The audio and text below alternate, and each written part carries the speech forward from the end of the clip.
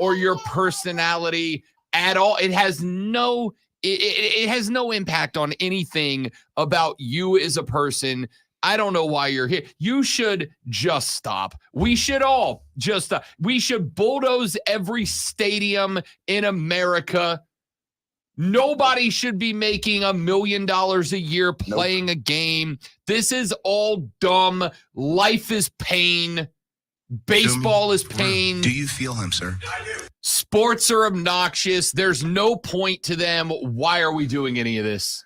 Why are we here? You feel better? No. Okay. All right. I mean, No. so we're going to have 4 hours of venting 4 hours. or of whining, one might say. I'm Rob. That's Lonzo. None of this matters. All right? It's just, Nothing it's all else stupid. matters. It's all pointless. We're playing Metallica all this morning. It's not a really big deal. It's all irrelevant.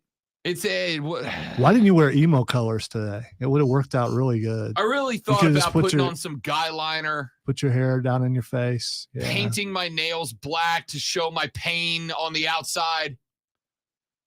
But Rob, I cranked My Chemical Romance Did on the you? drive-in. you probably did that. You probably did I that actually did, but anyway. that's just because it's good music. But shut up. Did you have This the is- windows down and was, singing at the top It's of your cold. It lungs? was like 55 degrees when I left the house. Wait, what? What? You were enjoying that last week. Now it's cold.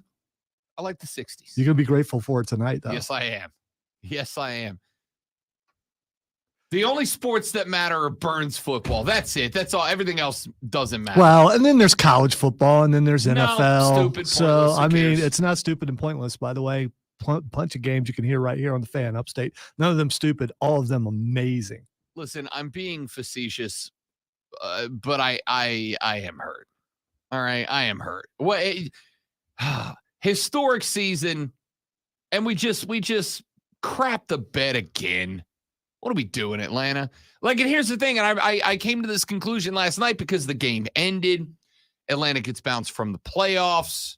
World Series quest over, and not just over, but at the hands of the baseball fans that, to me, are like arguably the worst group of fans of any sport anywhere. All right.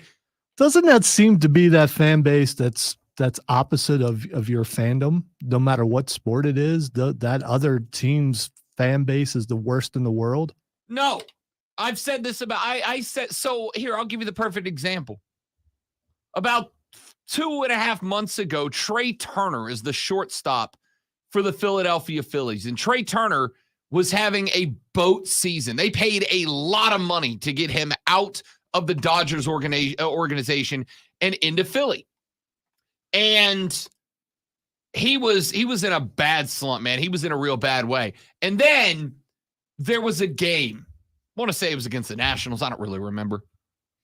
But there was a game where the Philadelphia fans, when Trey Turner came to the dish in the midst of an enormous slump, Trey Turner came to the dish and the Philly fans gave him a standing ovation. And then the slump ended.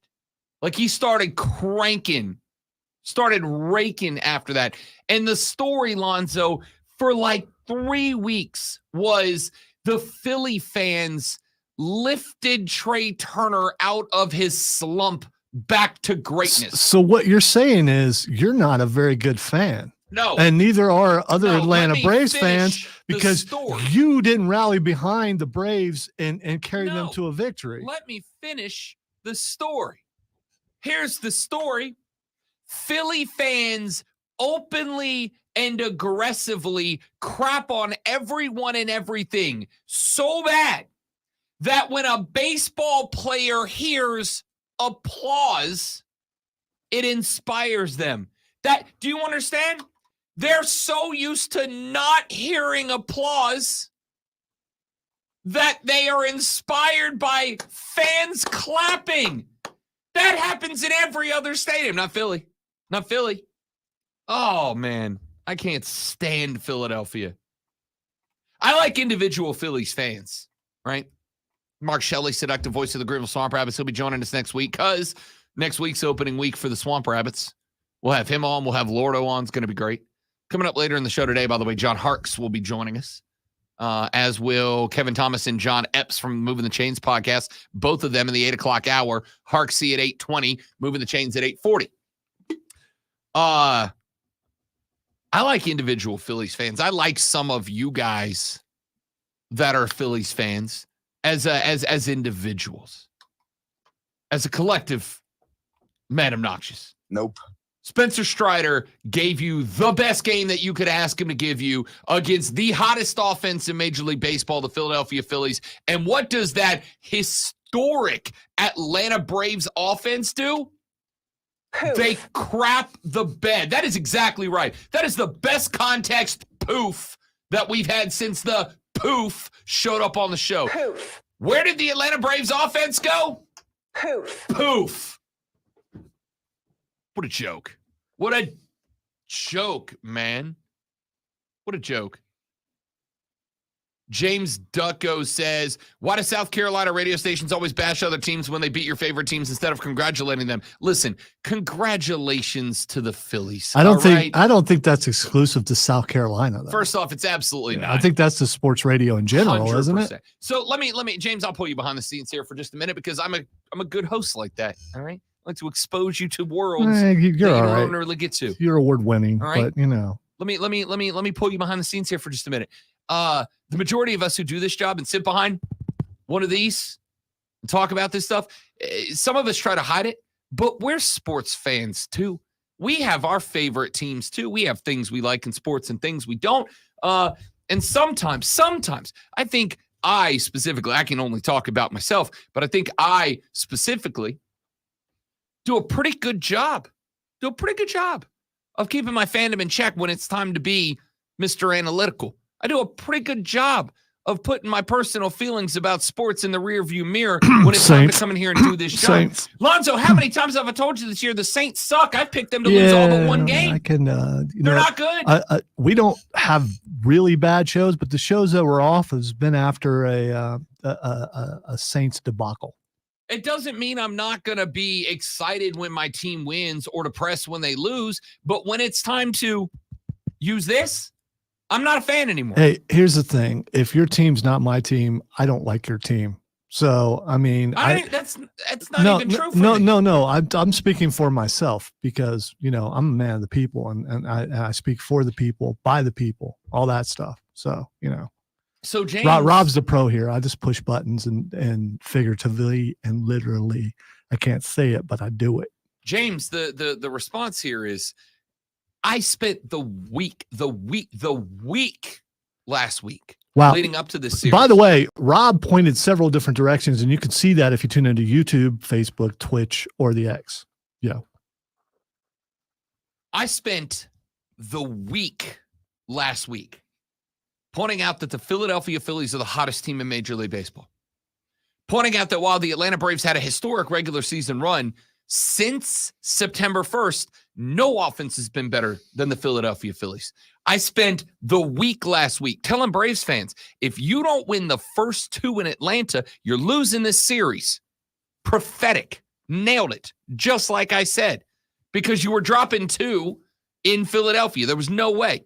I will congratulate Philadelphia because for the second year in a row, this Phillies team had it perfect.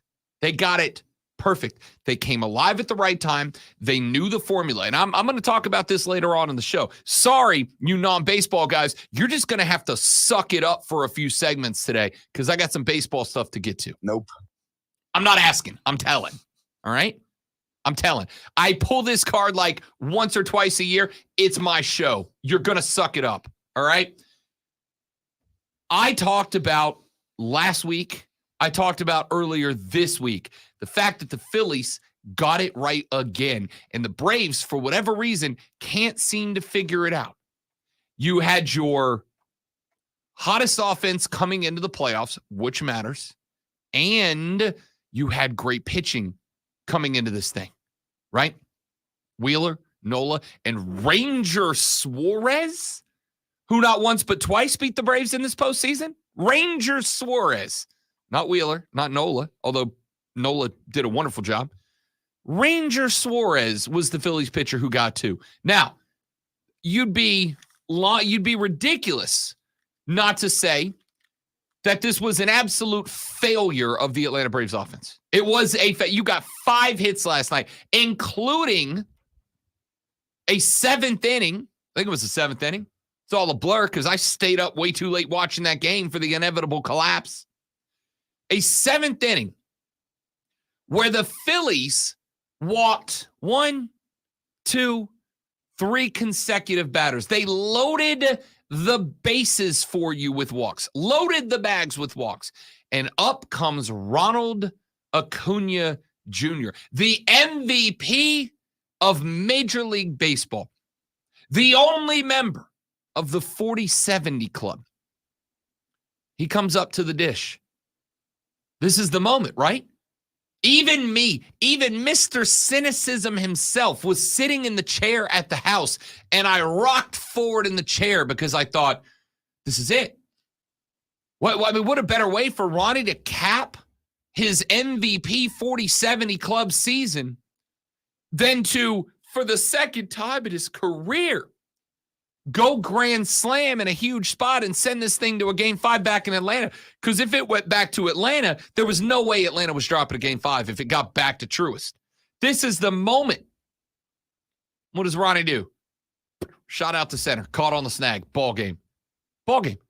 I tweeted out in that moment. I'm like, hey, look, if there was a moment, that was the moment. If that moment wasn't the moment, there's not going to be in a moment. The Braves lose. I went to bed. I went and laid down in the bed. I put the game in the background. I was laying in the bed with the tablet, just kind of, doodling around trying to get the show together. There was going to be a moment. That was going to be the moment. When that moment didn't happen, all it said to me was Philly was ready. Atlanta was not. Now, the question mark I have for this is, do we blame the bye week? I don't know. I think so. I think you have to blame the bye week. Did you see how professional that was, by the way?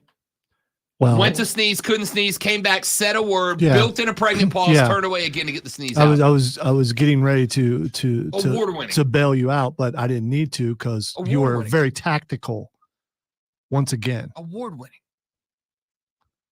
Texter says, if only Rob could come up with excuses for Atlanta like he does for Bryce Young. Oh, don't worry. I got one, Texter. I don't think it's possible for him to do that. I mean, that truly would be award-winning. The bye week is bad. It's bad. Baseball momentum is built on timing. It is built on timing for pitchers and catchers. It is built on timing for batters at the dish. Hitting a 95-plus mile-an-hour fastball is all about timing. And if you don't do that for a week and hold off on they play simulated games, Rob. You can't simulate an MLB playoff game. Can't do it. Can't do it. You can use whatever resources and tech you want. You can't simulate an MLB playoff game. So the Braves don't play baseball for a week, and then they come up against a team that's got a room full of flamethrowers off the bump. MLB's wild card round, MLB's divisional round, and by the way, a series only going 5 games. The shorter the series, now listen, the Phillies were the better team. Let me be clear. This is just talking. The Phillies were the better team. I sent out another tweet last night that said I would like to make the argument that the divisional series should be 7 games, but it wouldn't have mattered. It wouldn't have mattered for the Dodgers. It wouldn't have mattered for the Twins. It wouldn't have mattered for the Braves. Wouldn't have mattered. All those teams would have lost a 7-game series just like they lost a 5-game series. But that bye week, that week off, that week of sitting down and not staying in a rhythm in front of Major League Baseball stadiums, killer. Absolute killer. Absolute killer. That's what did it. By the way, how many of the 100-win teams are in the divisional championships? 0. Every team that made it to the NLCS or the ALCS, 90 wins or less. Between the 4 teams that got there, Arizona, Philadelphia, Houston, and Texas, this is the fewest combined wins between the 4 CS teams in MLB history. You are telling me that 3 100-win teams, 3, LA, Atlanta, and Baltimore, 3 100-win teams, and none of them were better than a 90-win team. None of them were better than a 90-win team. That's what you got to tell me. And before you go, wait a minute, Rob, the Astros did it with a bye. Yes, that's the exception, not the rule. That's the exception, not the rule. You're telling me there were 3 100-win teams in Major League Baseball, and none of them were good enough to make it to the championship series. Not the World Series, the championship series. None of them were good. The 3 100-win teams combined to win 1 game. Combined. 3 100-win teams combined to win 1 playoff game, and you're going to tell me the bye week's not a factor? Get out. Get out. All right, we got to take a break. Ugh, disgusted. Disgusted.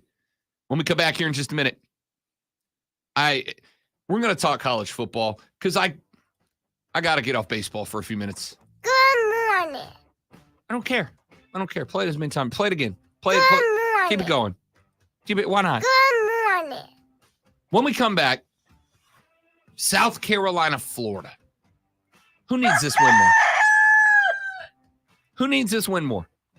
Who is this more important for? Is it more important for the Gamecocks? Is it more important for Billy Napier? Is it more important for Shano? Is it more important for the Gators? We're going to address that and break this game down when we come back. I am Rob Brown. He is the great one, Lonzo. Ladies and gentlemen, the Rob Brown Show. All 4 hours of greatness is right here on the Fan Upstate.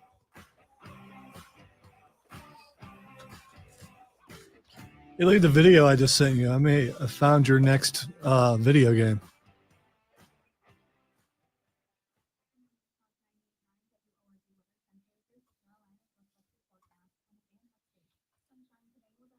I saw that. I saw it, and I love it. And I got to tell you, I almost last night checked Game Pass to see if it was on there. For those of you who don't know what we're talking about, which is all of you, by the way, Kevin, James, Brian, good morning, everybody. Great to have you. I do love that Kevin said, I can't have my phone with me. My boss is searching for phones. Chiefs got lucky. Braves suck. Go Bills. Awesome. Say what you will say about my Mets, but there's nothing more satisfying than watching the Braves lose. Well, Joe, you wouldn't know if the Mets winning a playoff game was more satisfying, would you? Come in here talking smack this early. Joe, I like you, buddy. I do. I'm glad you're here. But come on. How you going to come in firing shots like that early? Although Joe's a Mets fan. I know that he can give and take. I get it. AJ Dillon, the night before he played for the Green Bay Packers, apparently was online streaming himself playing video games at a ridiculous early morning. Oh no, I thought he says in the post that it was. That's when he was posted, but that's not when the stream was up. Okay, all right. I saw this yesterday. I did the research because I was curious. Okay, all right. He was streaming at like 2:30 in the morning on game day, and ladies and gentlemen, was he playing Call of Duty, Madden, FIFA, 2K, wrestling? No, he was playing Farming Simulator. He was sitting in a chair with a farmer's hat on, which is spectacular, by the way. I appreciate the commitment to the gag. Harvesting wheat on a tractor in a video game. I don't know his tractor work. I'm not so sure how steady he was on that. It didn't look that bad. His lines are all over the place. Yeah. I mean, he covered the field, but his lines were all over the place. However, if you are a farmer, which you might be up this morning, if you miss a few stalks, do you go back or do you just leave them alone? I mean, like if you're cutting the grass and you miss a spot, you go back. Do you like take that big old huge tractor back and get those couple stalks you missed? I don't know. I'm just gonna say that if somebody had I played a lot of Pressure Washer Simulator. That's why I thought you would like this game. Yeah, I'm not exactly in a position to judge somebody doing Farming Simulator. For the record, I love pressure water. I still go back to it every now and then. It's a nice little comfort de-stress game. The farming thing could be a practice for when you retire from radio and decide that you just want to go into farming. Yeah. Live off the land. You know. I have to drive through many a cornfield and other kinds of fields to get here, and all the farmers out in Gray Court, they cut straight. That's all I'm saying. Not like A.J. Dillon. They cut straight.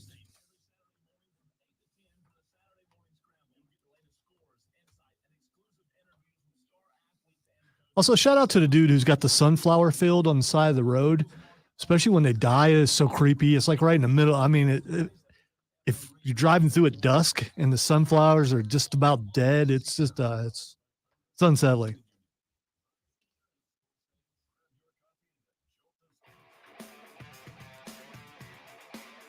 I'm in my zone.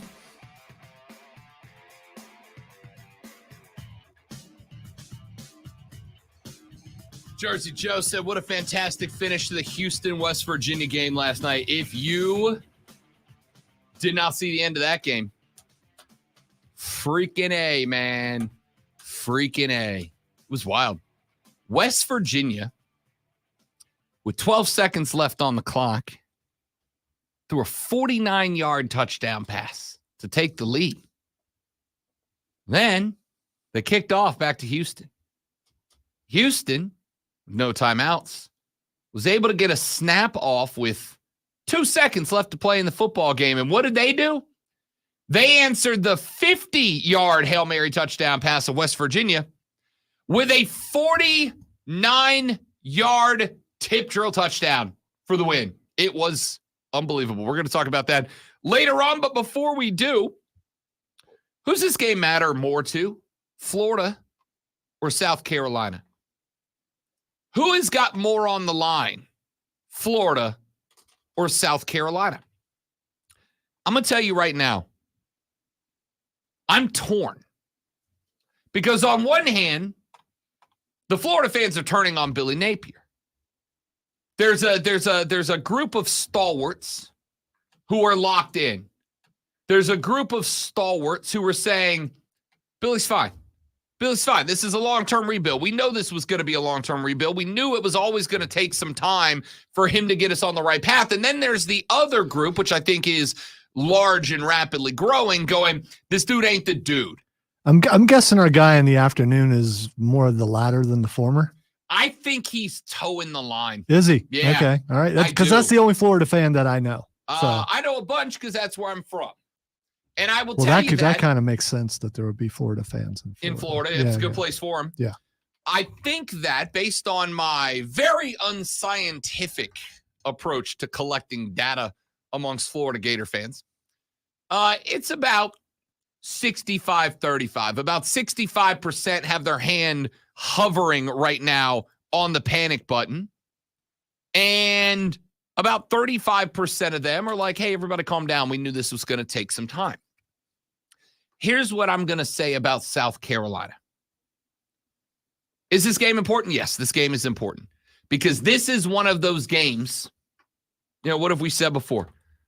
A good team does what? Wins all the games it's supposed to win and half the games it's not. And then as you get progressively better, the number of games you play that you're not supposed to win dramatically gets cut. I can say that about Georgia. Win all the games you're supposed to win and half the games you're not. Hey, Lonzo, how many games is Georgia not supposed to win this year? They're supposed to win them all. Yeah. Rob. Yeah. Which means that the loss of even one game means it's a bad year for Georgia. Hey, Lonzo, coming into this year, how many games was Dion and the Buffaloes supposed to win? Do you recall? 3, I think. Yep. How many have they won? That would be 4. Yeah. Ooh, yeah. That's a good season. It's a good season. Now, the expectations have elevated for the Buffaloes for sure. But based on where they were coming into the season and where they are now, it can already be declared a successful season. They've raised the bar for themselves in season, which is tough to do.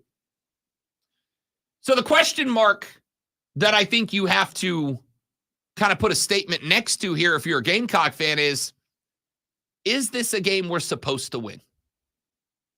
I don't know how to answer that question. Because on one hand, I go, Billy Napier's team ain't really it right now, right?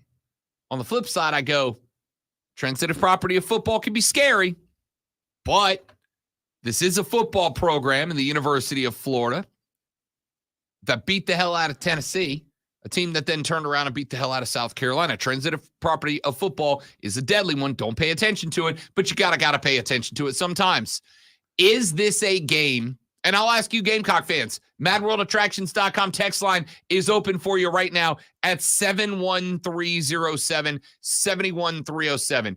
Is this a game that you are supposed to win? All right. I'm looking at the schedule, what they have left. There is no game where they should not win. South Carolina? Yeah, they should win the rest of the way. Absolutely. I think you're being mighty optimistic. I am not being optimistic. Florida, who is Florida? Really? I mean, come on. And they owe Florida for last year. Just like Tennessee got Carolina back last week, or was it 2 weeks ago because they had a bye. It's time for South Carolina to take down Florida. They got Missouri. They got Texas A&M. They got Jacksonville State. They got Vanderbilt. They got Texas A&M at Kyle Field. A 4-2 team. They got them. Okay, they got them. And Kentucky in the Culture Bowl. They already won that last year. They'll win it again. And then the last game, that's kind of a gimme. That's probably the easiest one on the entire schedule. So, I mean,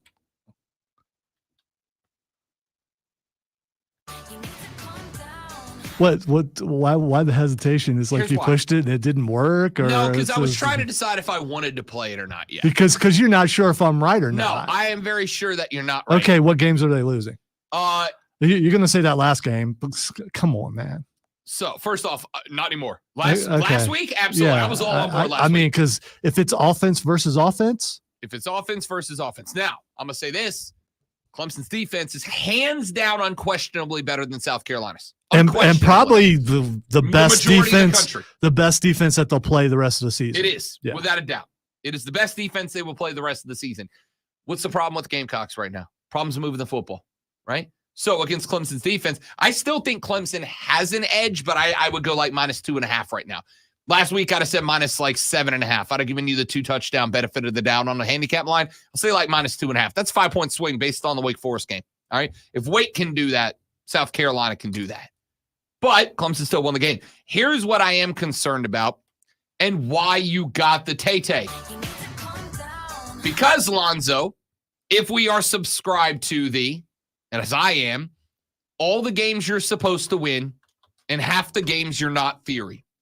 You just said South Carolina should not lose another game based on their schedule. Yeah. Is that fair? Yeah. The tougher part of their schedule, they've already gotten through. I agree with that. The toughest part of the schedule is in the rearview mirror. You open with 3 of your 5 first games being against ranked teams. You open with 3 of your 5 first teams being ranked and either on the road or in a neutral site game.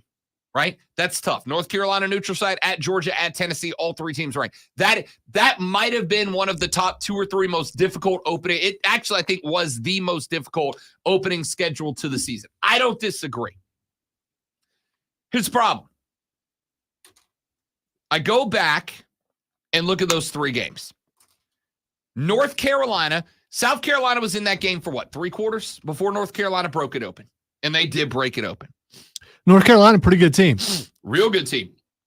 Probably if only somebody would have told you that preseason and not gotten booed off the air for it. Yeah, you're right this year. You weren't last year, though. But I was right last year, too. They just got banged up. Okay, all right.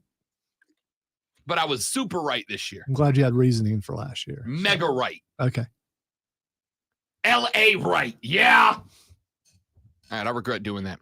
No, you don't. No, I don't. No, I don't at all. The Georgia game.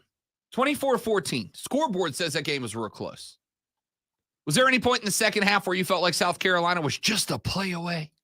I didn't. Georgia dominated the second half.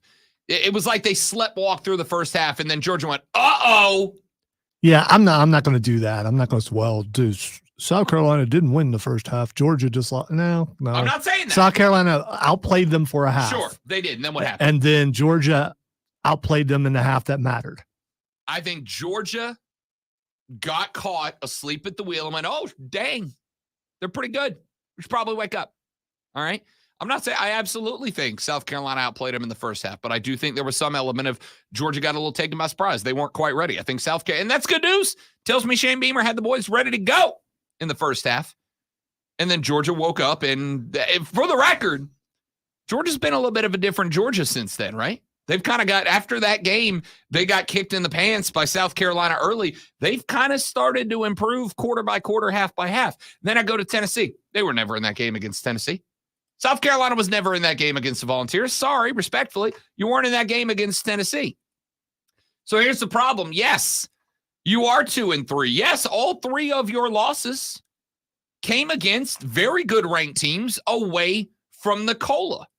And there is some level of credit that has to be given for the quality of competition and the difficulty of doing it on the road. But again, my measure of success, all the games you're supposed to win and half the games you're not. And when I mean that, I make it very simple.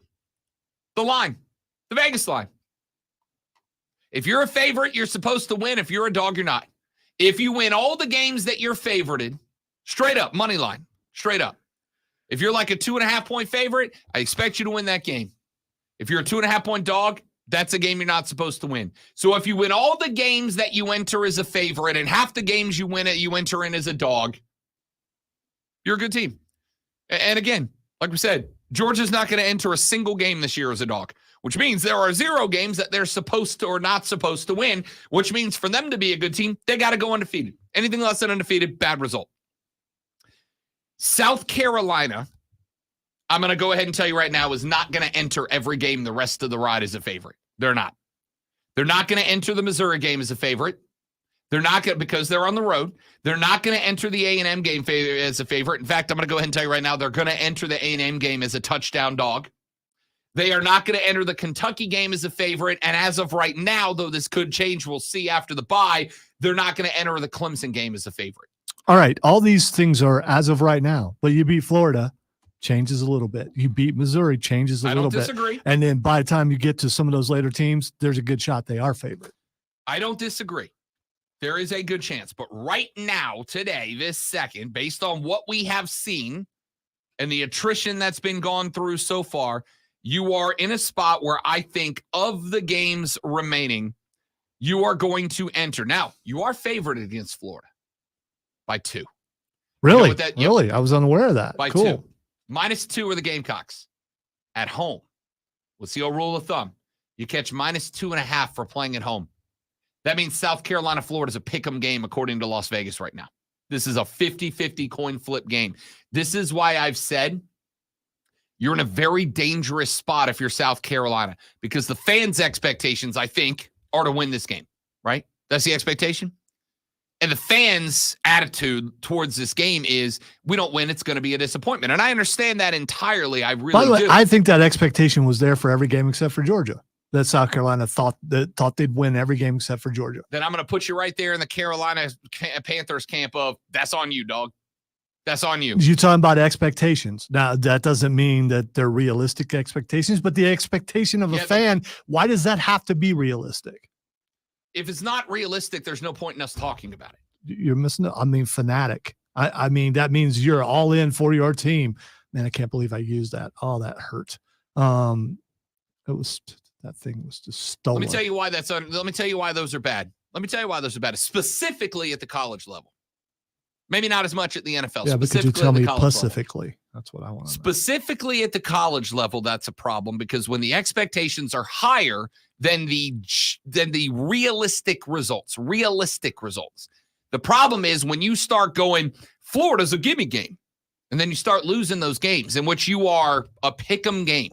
When you set the bar up here and your team is genuinely only capable of getting over this bar, that gulf right there is the gulf where people start making too many changes and throwing the program into chaos because you're running. This is why I say all the time, the best thing in college ball, the best thing for your team is that your fans aren't the decision makers because of exactly what Alonzo's saying right now. No, I agree. The fan should not be the decision maker, but you're being an analyst over fan, and the fan. Yes, because that's my job. Well, true, but as a fan, you go in looking knowing that your team's got a shot to win. Correct. And I believe the only team that South Carolina has played this year where even the most unrealistic fan would have said, no, we're not going to beat Georgia. But everybody else, I think, was and still is a possibility.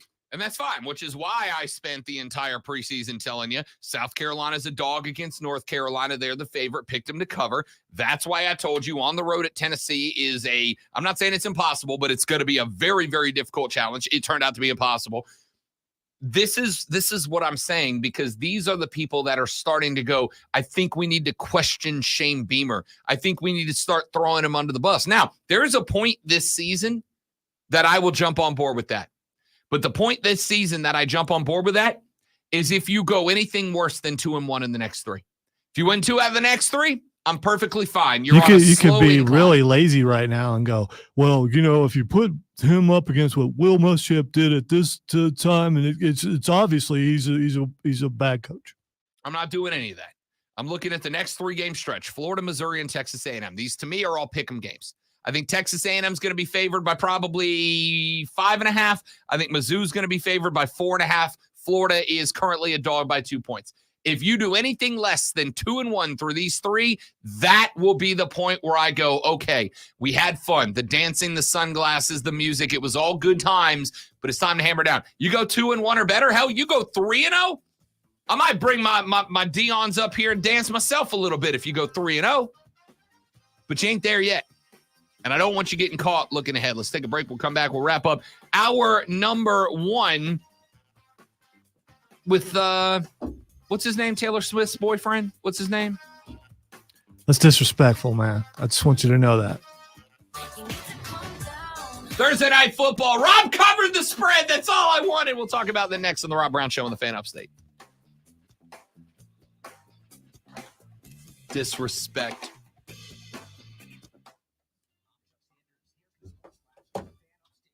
Georgia has depth and South Carolina doesn't. Correct. You know what else I have? Just more talent. And that's okay. That's okay. That's the benefit of being a champ. You just have more talent. SC loses to Mississippi and Kentucky and Clemson.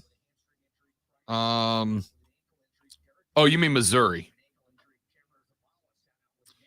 A Missouri loss at Missouri is absolutely a strong possibility. Correct me if I'm wrong, but Missouri has 2 S's in it also, right?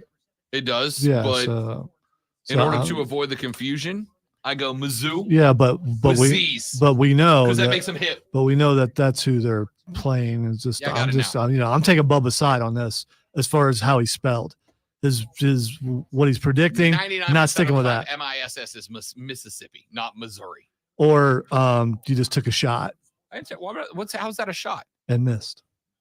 MISS miss. I just. Florida's a dog. Missouri will be favored. Something that Travis Kelce didn't do. A&M will be favored in Kentucky. South Carolina is going to be an underdog in 4 of their final 6 games. I mean, that matters to bettors. No, that is how I determine. Right. When we go half the games you're supposed to lose and all the games you're supposed to win. That's how I determine if you're supposed to win or lose games. But you're also a bettor. Lines are lines. See, it tells you who the confidence is, I'm just saying.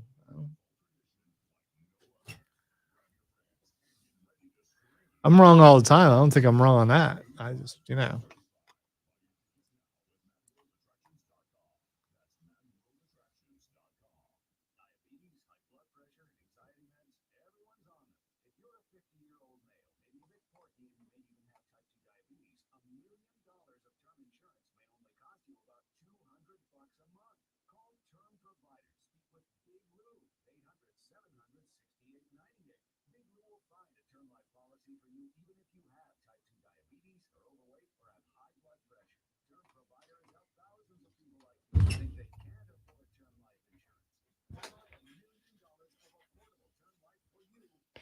Is that fair to you guys to use the lines as a justification to determine what team is better or worse? I think it is. I guess I'm just more of an eye test person. Because if Vegas was always right, then why would anyone bet? Vegas is you have to acknowledge that Vegas is very good about setting lines. Oh no, they're very good, about but they're not always right. So No, I can't stake every decision on what Vegas says. But as a giant science nerd will tell you, you know what else is wrong more than it's right? Your eyes. That's why eyewitness testimony is the least credible evidence in any court case, because eyes can be deceiving. Do you or do you not have a betting show on the weekend? I sure do. Okay. All right. So I look at it from a different lens than you. So what? I mean, Again, if you're going to ask me if I'm going to trust my lines or I'm going to trust people who get paid a lot of money. Betting lines, by the way. Correct. Yes. Not Scarface lines. Yeah. Say hello to my little friend. Again, people hear what they want to hear. So.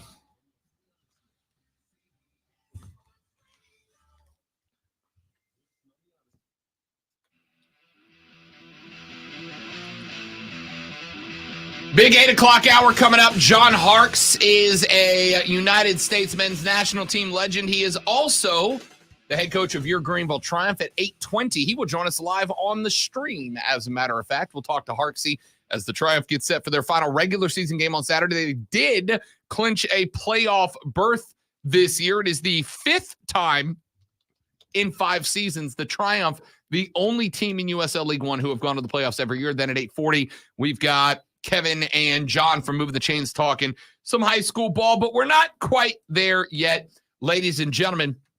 Last night, we had a little Thursday night football. Lonzo, are you worried about your Kansas City Chiefs? They were 10.5-point favorites. They win by 11 right there on that line, but it was against a, let's just call a spade, a real bad Denver Broncos team in a game that it kind of took a little while. Travis Kelce looked like an absolute monster again because Taylor was there. I'd like to thank him for money. I took the Impress Taylor bets on all the lines for TK. Yeah, you don't bring a girl to your game and not show out. Yeah, I mean you got to do that. You absolutely got to do that. And you could also look at maybe Mahomes was pressing a little bit, trying to get him the ball. I was going to ask that when he threw that interception because who was sitting next to Tay? Britt. Yeah. Britt. Yeah. Right. Brittany was like, Patrick, you got to get me in that box. You gotta get me in the box. I gotta get on TV. Get me in that box, bro. I'm not worried. This is how Kansas City wins games. I mean, my biggest concern is red zone and coming away with field goals instead of touchdowns. Because if they get touchdowns every time they're in the red zone, this is a blowout. But they didn't. They did not. And I think some of it was pressing, trying to get Kelce the ball. And I also think they should have ran the ball a little bit more when they got down in there, because Pacheco was doing what he does, and they could have got. I just think they should have did that more. And they went for it on 4th down and didn't get it. I mean, there are some things like when you beat a team 11 times in a row is what I think they said it was. It's 16. Oh, okay. You lose 16. count. You lose count after a while. And so you try things. And especially when you look across and you see that there's an overrated quarterback and a coach that probably should have stayed in the booth. So, I mean, I just hope he stayed humble last night. The Kansas City Chiefs are now plus 500 to win the Super Bowl. That is the second shortest odds in the National Football League. The only team with shorter odds, the San Francisco 49ers, who are plus 350. The Eagles are plus 650. The Bills plus 900. Well, in the Everybody AFC, else 1,100 or longer. In the AFC, who's the dominant team? Coming in, we thought it was going to be Kansas City and Cincinnati and Buffalo. Cincinnati have they won a game yet? Maybe one. Yeah, they've won. They've had to win at least one because the Panthers are the only team that hasn't won a game. So, and the Bills have struggled a little bit. They're back on looking like the Bills again, but the Chiefs look like the Chiefs of last year and the year before and the year before that. They just barely win. That's just what they do. They lose opening week 21-20 to the Lions. Then they get the Jags by 8. They dominate the Bears, but let's be real, so did everybody else. They get the Jets by 3. They get the Vikings by 7. They get the Broncos by 11. And now, in fairness, that Cortland Sutton pass was that catch in the end zone, that one-hand dive. That was a ridiculous catch, but catch for a touchdown nonetheless. My thought here is, I think I would be comfortable describing the San Francisco 49ers as dominant. Oh, without a doubt. Is there any other team we can say that about? No. And one thing that San Francisco has that a lot of teams don't is they're stacked on offense and defense. I mean, They really are. I mean, there are stars everywhere, and they're playing like it. So my question here is, because we've talked about this with college football, I think this is the greatest year we've had in college football in a long time.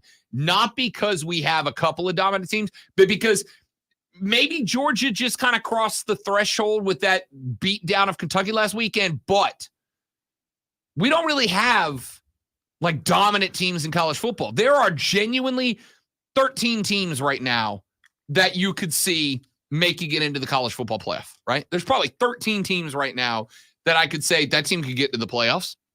There's a few that are a bit more of a stretch, but are right there with it.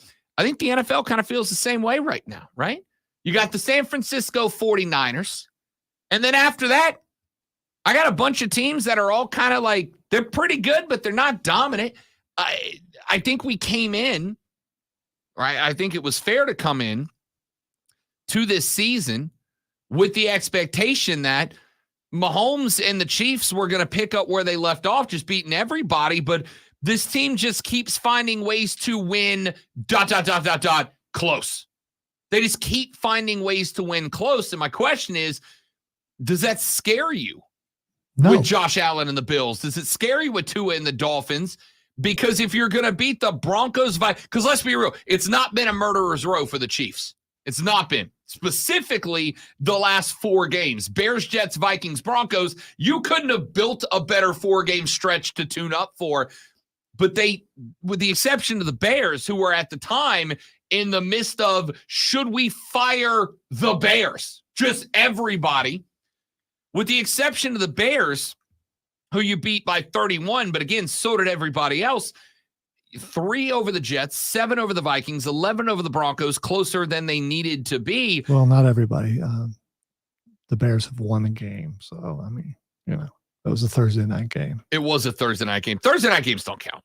Those games are okay. All right. So then we shouldn't be worried about last night then. The Thursday night games don't count. Okay, you got me. I mean, I don't know what to say other than I'm used to it. And I think Chiefs fans are used to it. Would I rather, again, that they scored touchdowns every time they got in the red zone last night? Yes, I would rather that have happened. Then we wouldn't be having this conversation, but we are. And the one game they lost by 1 point. That's what they do. It's either Patrick Mahomes gets the final drive and goes down and scores a touchdown, or they lose. I'm okay with it. Because in the end, it's still a W. It is still a W. And they're still a pretty good team. I can't argue with any of that.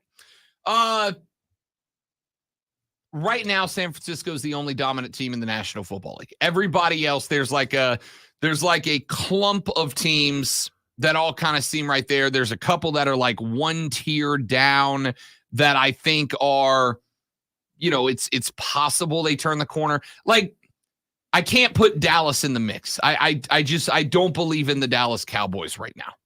Do they have it in them to be very good? Absolutely. But I got San Francisco up top. I got Philly 2. I got Kansas City 3, Miami 4, Detroit 5, Buffalo 6. The Dallas Cowboys 7-3-2. But like I said, I don't trust that offense. That defense can only hold teams under 20 so many times. Seattle could do it. Tampa Bay's 3-1. Jacksonville's 3-2. Baltimore's 3-2. And I think they've been the biggest disappointment in the league so far, but I think they could get better.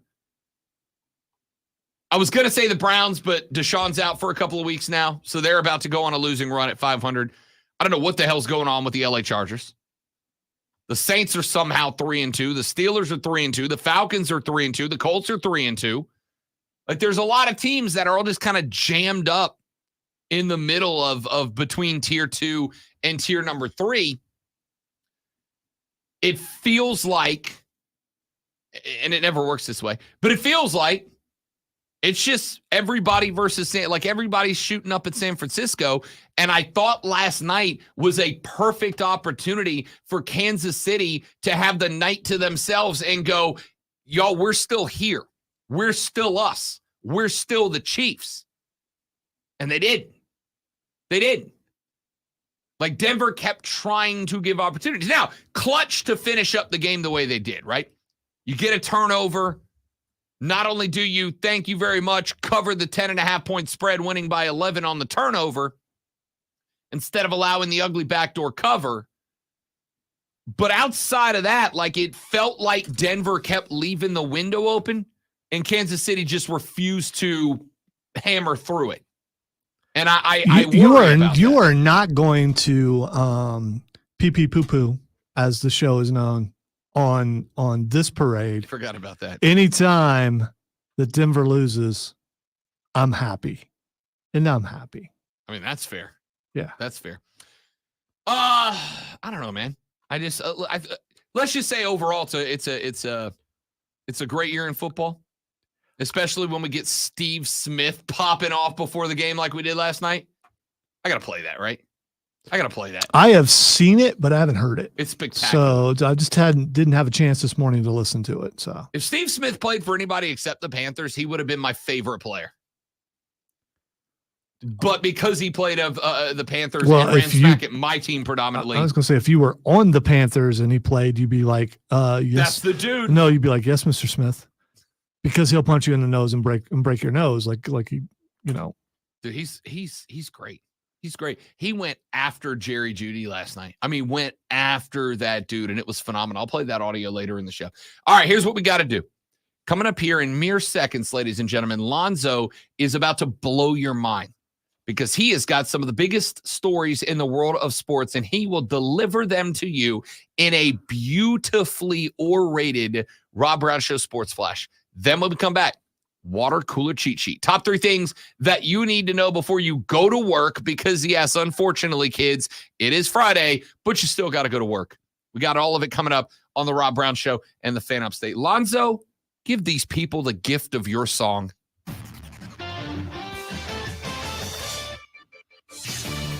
You know, I'd rather butcher it to the degree that the boss goes, yeah, that was a bad idea, but it's probably not going to happen. All right, it was a historic regular season for the Atlanta Braves, but a postseason they'll be happy to forget came to a close with a 3-1 loss to the Phillies last night, eliminating them from playoffs. There's more we could say about this, but Rob has already said it and will continue to say the rest of the show. Taylor Swift bore witness to another Chiefs win in person last night as Kansas City knocked off Denver 19-8. Travis Kelce owned Denver again with 9 catches for 124 yards, while Patrick Mahomes went 30 of 40 for 306 yards, a touchdown, and a pick. We are your home for Furman Paladins football and basketball. Tune in Saturday. That's tomorrow as Furman takes on Sanford, starting at 11:30 right here on the Fan Upstate.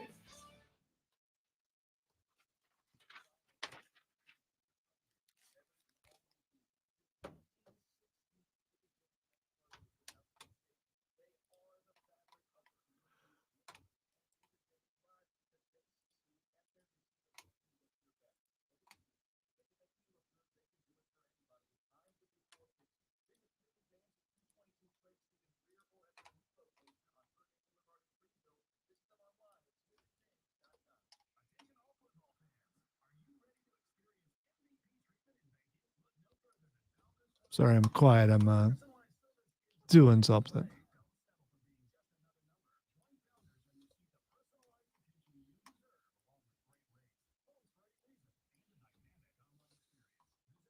So this morning I had to deal with a guy who wants to race. And yes, I have a car that people want to race. I mean, that's just how it goes. But I don't want to do that. I mean, I probably would have won, but I'm just trying to get to work, you know? And I hope that no one listening is that guy that gets up next to you and goes, vroom, vroom, vroom, vroom, and just beside you the whole time trying to get your attention. What do you do? Do you, I mean, the Rob Brown method would be to like blow the guy's doors off because Rob is just fast. But me, I'm just like, you know what? I when you know that you can probably win, what's the point of racing? I mean, you know, when you look over and you see the vehicle and go, yeah, dude, you ain't got this. Just stop. This is my first experience since we started the morning of that, because most people are just veering into other lanes because they're still asleep and stuff like that. And this guy was probably just out looking for that. You know, I say a guy, it was dark. It could have been a girl. I don't know. Girls race too. Every Saturday night I have to deal with this. I just didn't expect it on a Friday morning.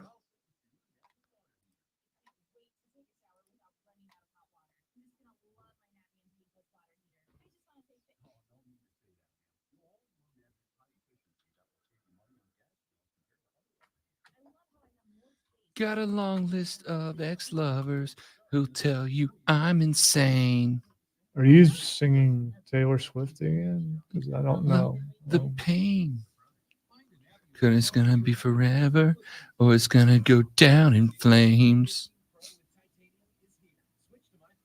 Yes. Okay. Well, I do. You know, once you got to the hook there, I figured that was, you know. Tell you when it's over. Can we go back to Creed? Song's a banger. Can we go back to Creed? Song is a banger. But Creed reminds you of baseball, and you don't want to be reminded of baseball right now. That's probably what that is, I'm guessing.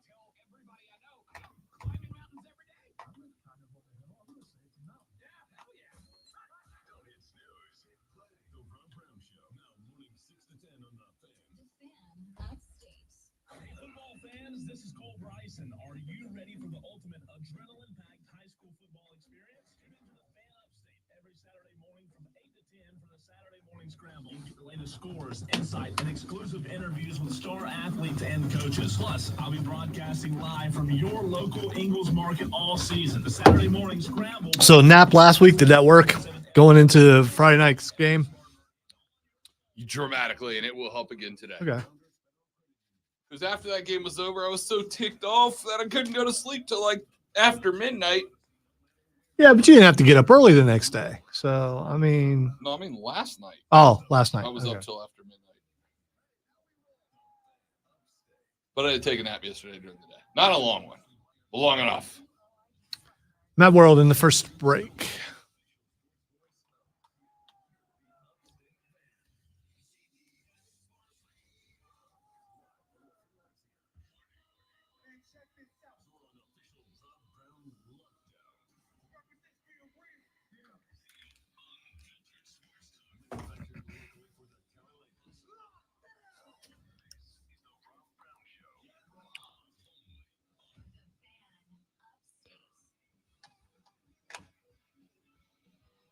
Good morning.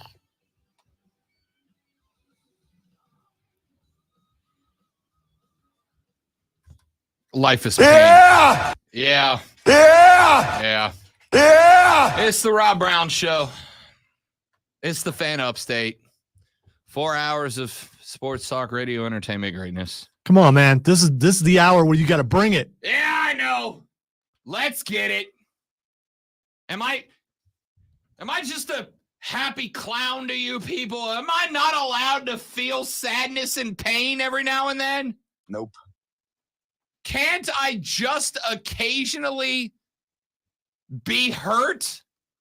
Hey, do that on your own time. I mean, you are here to entertain the masses. Although your sadness is kind of entertaining. Can't I just be sometimes? Everybody hurts sometimes. And that's it's me right now. It's me. Hi, I'm the hurt when it's me. Sure. Drop crying babies on me. You mean like how you just dropped your headphones? Yep, it's just that kind of day. Ladies and gentlemen, welcome to the second hour of the Rob Brown Show. This is the Fan Upstate. How do you do? Upstate South Carolina. Hello, America. What up, world? Great to have you along for the ride this morning. I am Rob Brown, the great one Lonzo, on the other side of the metaphorical glass this AM. If you'd like to be a part of the radio broadcast, there are multiple ways to do it. The first is on the phone line at 844-326-3663. 844-326-3663. You can climb on the air. Braves fans, you may call in and vent. You may call in and express your sorrow, your hurt, your pain, because I am. This is our joint therapy, ladies and gentlemen. Yeah, let us know who you're firing this morning. Brian Snicker. Okay. Brian Snicker. All right. Okay. I am sending Brian's. I'm done, man. This was for the second consecutive year and over and mismanaged World Series. I would say Tracy on the stream seems to be extremely happy today. How can anyone be sad? Phillies and Flyers both won the. By the way, I don't think you sound that way, He Tracy. said with a Bulls hat on in his profile. Come on, Tracy. What are we doing here, man? You got a Bulls hat on. Don't be judging, man. Big Philly/Chicago guy. Bulls hats are sweet. I know. I just got to be mad at Tracy for a minute. All right? Just got to be mad at Tracy for a second. No, look, the Phillies played out of their bleeping minds. Just out of their damn minds in this series. Offensively, defensively, they did everything right. They were great off the bump. They were great at the dish. They were great in the field. The Phillies were the better team. I told a buddy of mine last night, I was like, sure, it should be a 7-game series. I was like, that series could have been 21 games long. Philadelphia was winning it. And they just were. Now, we can complain about the bye, and I can, and I will. I texted Mario last night, the producer on Bet for the Cycle, the nation's #1 baseball gambling show that airs every Saturday from noon to 4 on the BetQL Network, hosted by me and Cody Decker. I texted him last night. I'm like, don't put anything on the rundown for segment 2 of the show this Saturday. He's like, I've already built it. I'm like, all right, well, go ahead and highlight segment 2 and push delete because I'm going off on the bye week. That's what I'm doing. I don't ever do that on that show, but I did this time. Ladies and gentlemen, it is the 7 o'clock hour. You are getting up. You are well on your way to getting your day started. You are at this point likely sitting down to have a little coffee, maybe some scrambled eggs and bacon or whatever it is that you do. And at some point, you're going to get to work. And at some point, you're going to take your first break. And at some point, you're going to stand around the water cooler and you're going to talk sports with your coworkers. And when you do that, you're going to need to know these 3 stories. You're going to need the water cooler cheat sheet. Are you ready for the playbook of the peculiar, the almanac of the absurd, and the encyclopedia of the extraordinary? Well, you better be, because we're diving headfirst into the 3 top stories that will have your coworkers saying, You hear that? even before they take their first bathroom break. No. Here we go. Welcome to the water cooler cheat sheet on the Fan Upstate. Tracy says my girl is from Philly. All right, Tracy. You don't need to defend that to him, All right. man. Just enjoy that your team's won. All right. Well, as Lonzo mentioned ever so casually and maybe even with a bit of enjoyment to open up the Rob Brown Show Sports Flash, it is indeed over. A historic season for the Atlanta Braves comes to a crashing conclusion that we will never be able to forget. Last night, 3-1 winners go the Philadelphia Phillies. They knock off the Braves in that game. They knock off the Braves in that series. Oh, yeah, I didn't say item 1. Item number 1. Somebody yesterday was like, why does it sound like a massive bong rip, bro? We recorded it straight from Urban Meyer's boat. Here's the That's thing. where we got that clip. If that's what you hear, it tells us what you do during your off time. Listen, that's what it sounds like. No, That's what it sounds it's like. if you've ever put the bottle, the big It also sounds bottle like that. Into the Remarkably thing for the it's water remarkable cooler. how similar That's those what things sound. okay. All right. Maybe It that's is. where they got the idea from. I don't know. Anyway, Spencer Strider credited with the loss last night because he did give up 3 earned runs, and all of them came on single shot blast from the Phillies. Trey Turner had 1, and Nick Castellanos had 2. Back-to-back multi-homer games for Nick Castellanos, the MVP of this series, as far as I am concerned. Spencer Strider went 5.2. He gave up 7. He walked 3. He K'd 7, but he gave up the 3 dingers that made the difference. The lone run for the Atlanta Braves came off the bat of Austin Riley, the only player in this series who even kind of showed up with consistency for the Braves. The jack that he had that flipped the scoreboard in game 2 is the only reason that the Braves didn't get swept in this series by the Philadelphia Phillies. He went with another one in game 4, and it did kind of feel in that moment like, maybe the Bravos are here. Maybe the Bravos are going to wake up. They got hot at the end of the last game. Maybe this is the chance. Maybe they carry that momentum. And then in the bottom of the 4th, Nick Castellanos hit his first of a pair of dingers. And at that point, it was like, nope, it's over. It's done.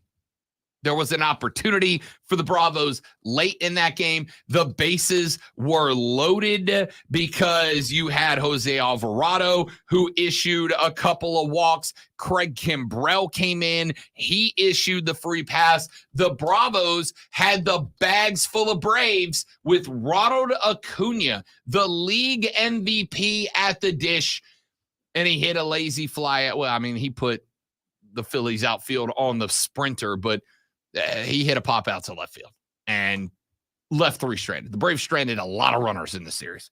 The offense just wasn't there. And therefore, the chance at a World Series is no longer there. Either the Phillies knock off the Braves. We do now know our schedule for the ALCS and the NLCS.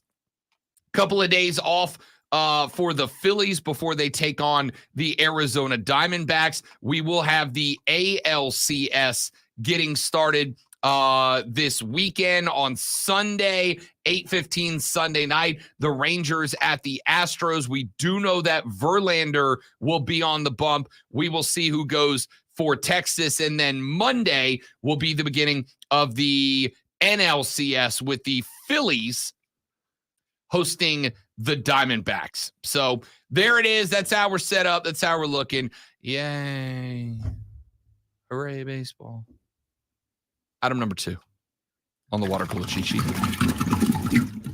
So, soccer's still a thing. And this Saturday, that will be tomorrow, you're all going to be watching college football. So am I. So I'll be hosting a nationally syndicated baseball show from noon to 4. And then during and after that, I will also be watching college football, but there's also a little bit of Team USA soccer on as we move ever closer to the 2026 World Cup. The 2026 World Cup cycle has officially begun, and the Americans have got a couple of wins under the bag so far. A 3-0 win over Uzbekistan, a 4-0 blowout of Oman in St. Louis and St. Paul, respectively.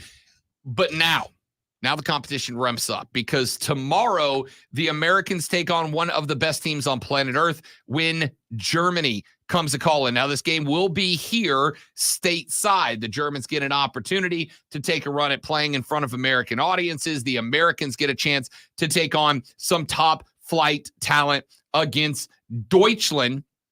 That game will be tomorrow. That game will be at 3 p.m. It emanates from East Hartford, Connecticut. This is a big game.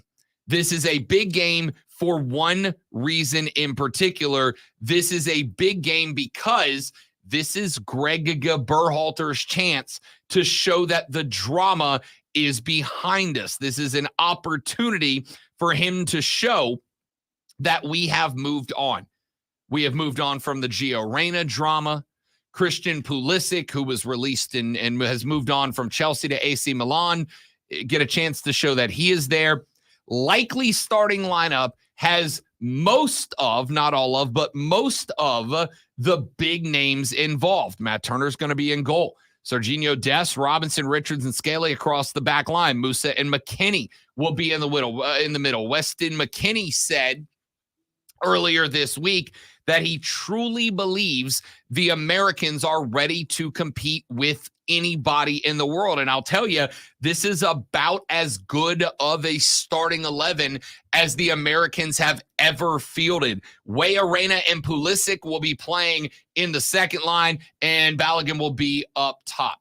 This is the best lineup that we have fielded so far, and it gets fielded against one of Europe's best in Germany coming up tomorrow.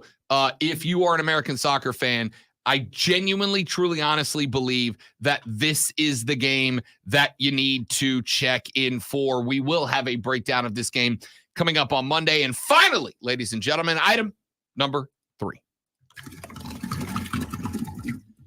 Carolina Panthers are on the road this weekend, and unfortunately, they are on the road down at Mike McDaniel, Tua Tagovailoa, Tyreek Hill, and the rest of the Miami Dolphins. And I got to tell you, as I told Rashad Beard yesterday, I really think this is a bit of a surprise game. I think that the Miami Dolphins, as well as they have been playing, and I have no reason to believe that they will stop playing well, I almost kind of wondered, could this be a trap game? Because who do the Eagles line up against? That would be the Dolphins next week.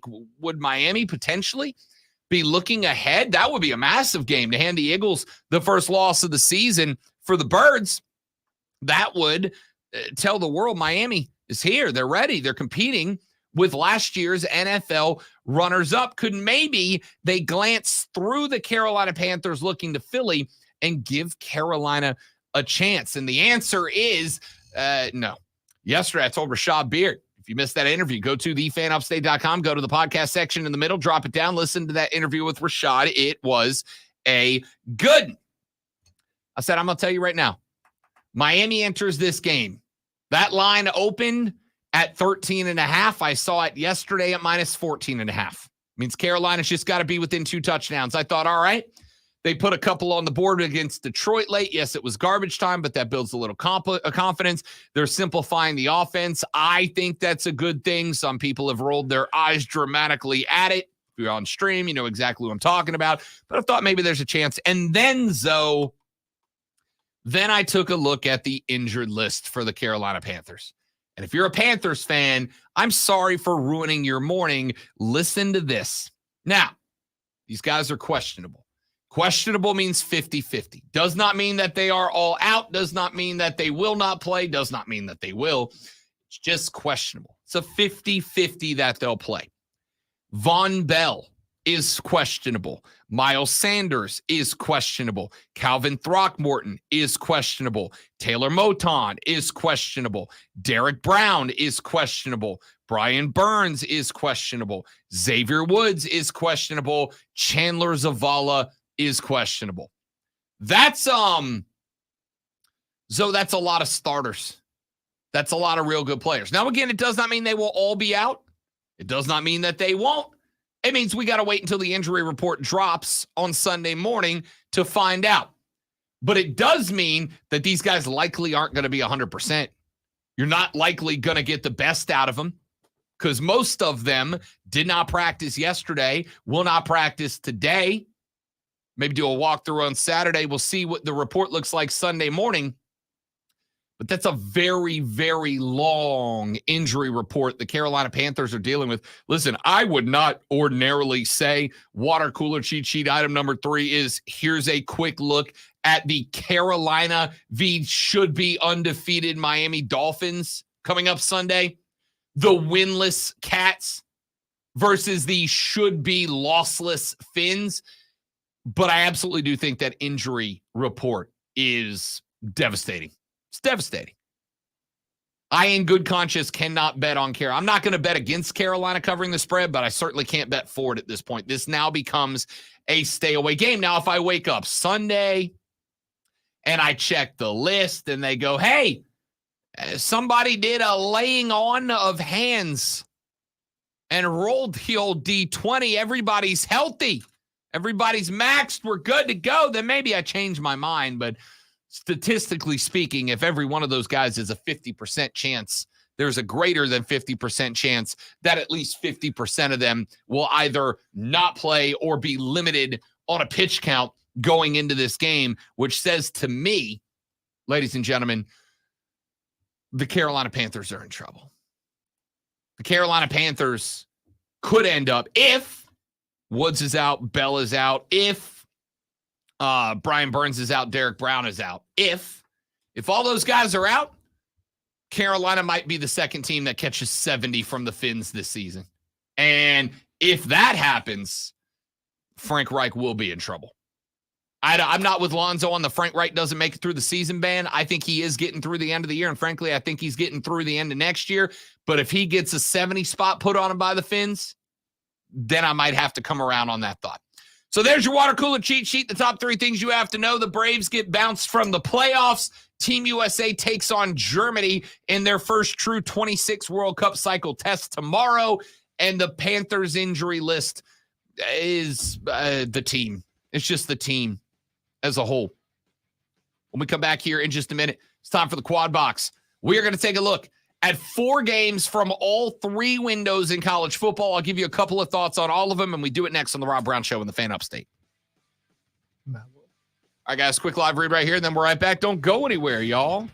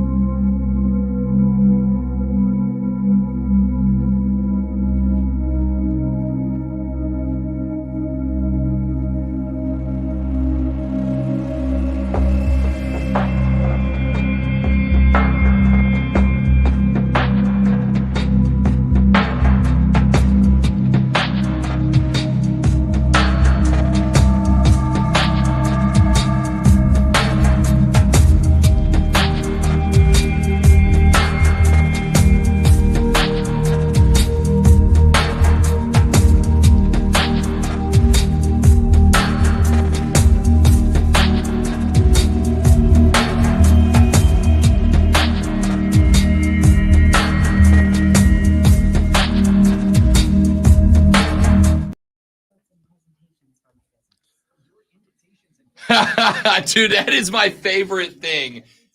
Connor Bedard is the biggest name to hit the NHL in a while. He scored his first goal. And was it TNT, I think, put up a chase to Gretzky goalkeeper on the bottom. And it was Gretzky 894, Bedard 1. It was phenomenal. I saw an interview with him on McAfee, and he looks like he's 16. I don't know that he's much older than that. He's probably, I think he's maybe 18 or 19, but yeah, he looks like he could be in a boy band. It's weird.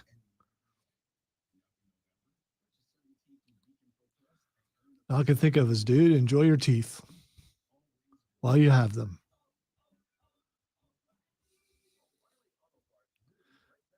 Took my wife to Hobby Lobby last night so she could walk through all the Christmas stuff. And I know it's not Halloween yet, but she was very happy. And that's all that matters. They've got like huge pictures of Santa Claus, like this big. They look really cool. They do. They also have they brought in more selections of the black and white Star Wars art, which looks really cool. I can't start getting Christmas stuff because A, it's not even Halloween yet. And B, I have to wait. The fiance has to pick what our Christmas theme is. Oh, you get themes. Last year it was country Christmas. Oh, okay. So everything was so like normal Christmas for people who live on a compound. Yeah. Well, no. I meant for her, but you know. Yes.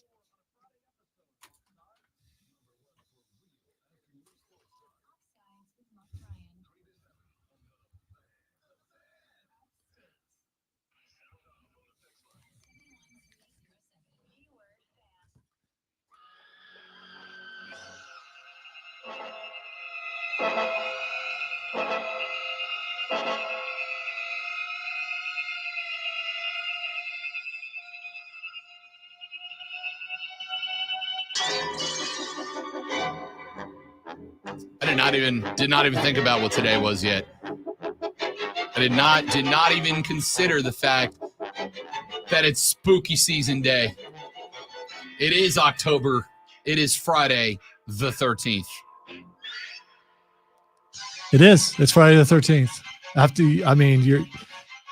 Everyone in radio is obligated to play the theme from Friday the 13th at least once per show. It's mandated. It's radio rule. We all get the email. Yeah. Goes out to everyone in this industry at the same time. So I waited till like everyone's in the car to make sure that I played it. You know, ladies and gentlemen, in celebration of one of the best broadcast decisions that's been made in a very long time, that is the YouTube TV Quad Box, where they'll let you put 4 games on your TV all at the same time. I thought it was moving us to morning.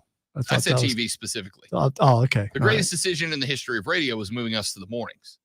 Greatest decision in TV in recent memory was, of course, going with the YouTube TV Quad Box, where you can put 4 games on your TV and watch all of them at the same time for no additional charge, which I think is great. And it also led to the creation of the Rob Brown Show Quad Box Celebration.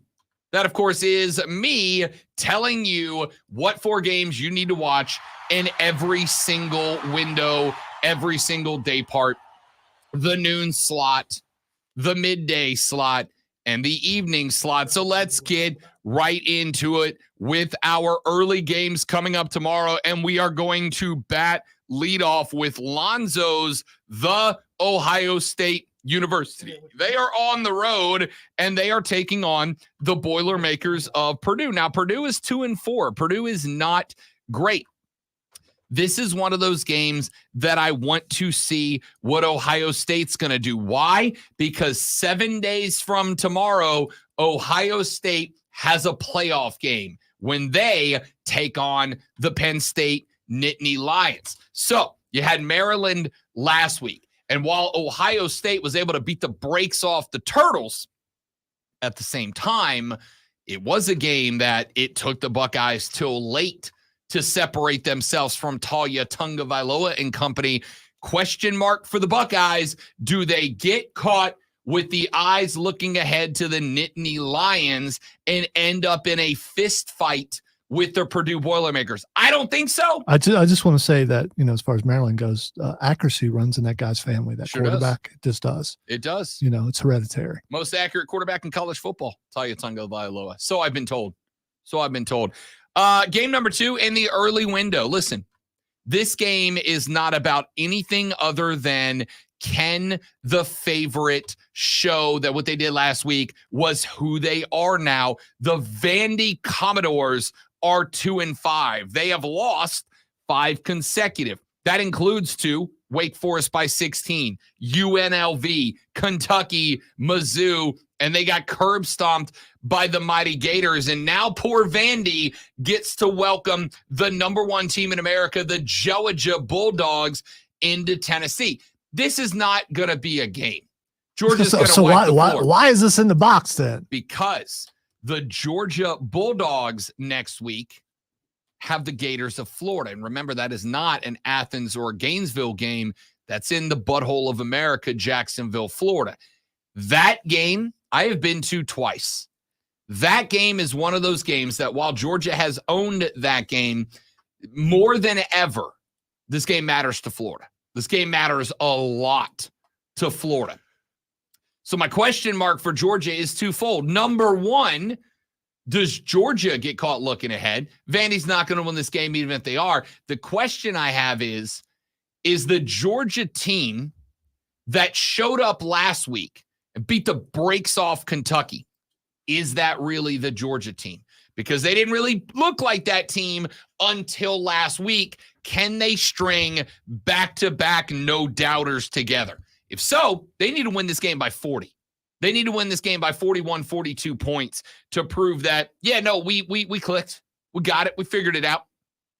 Is it the most exciting matchup in the world? Hell no. It's probably the 9th most exciting matchup of just the noon window. But there are deeper questions than just, are you entertained? It is, did Georgia turn that corner? And we'll find out. On ESPN at noon, we are going to have the Hogs at the Elephants. Arkansas is on the road at Alabama. Now, Arkansas, another bad team, 4 consecutive L's.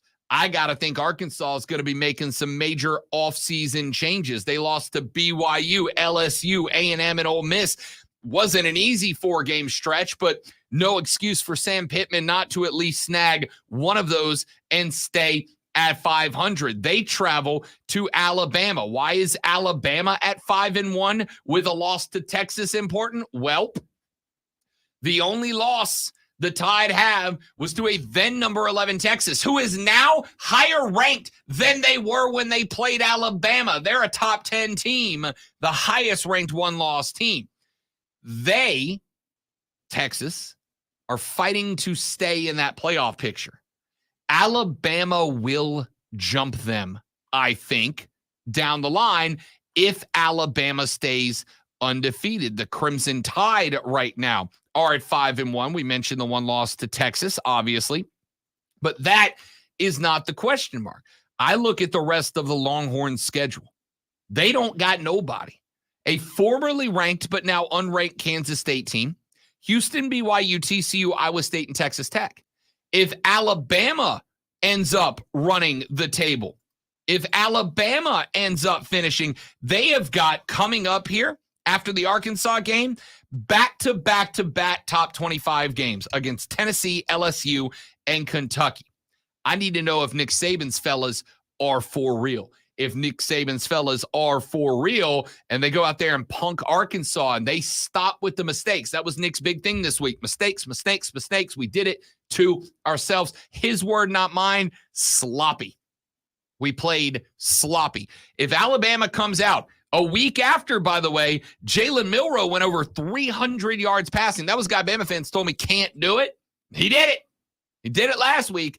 If Alabama comes out and puts a hurting at home on Arkansas, Alabama, Alonzo, in my ever so humble opinion, Alabama likely becomes the first 1-loss team in line to fight their way back into a title picture. They have taken the West back and done so by storm. They are in a spot right now where if they end up winning this thing, this team has a very good chance of being one-loss team number one. I think with a win over Arkansas, Alabama should jump up right behind Texas.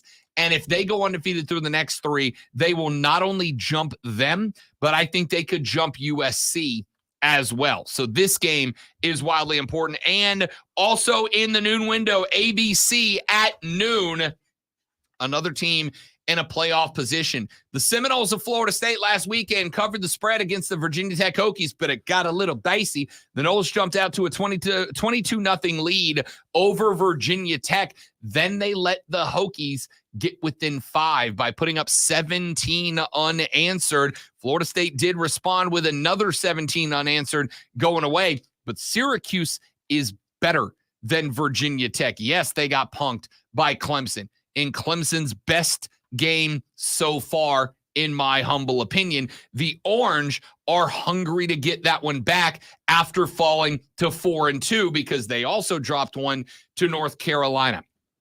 This is one of the most difficult 3-game stretches in any spot for anybody with Clemson, North Carolina, Florida State back to back to back.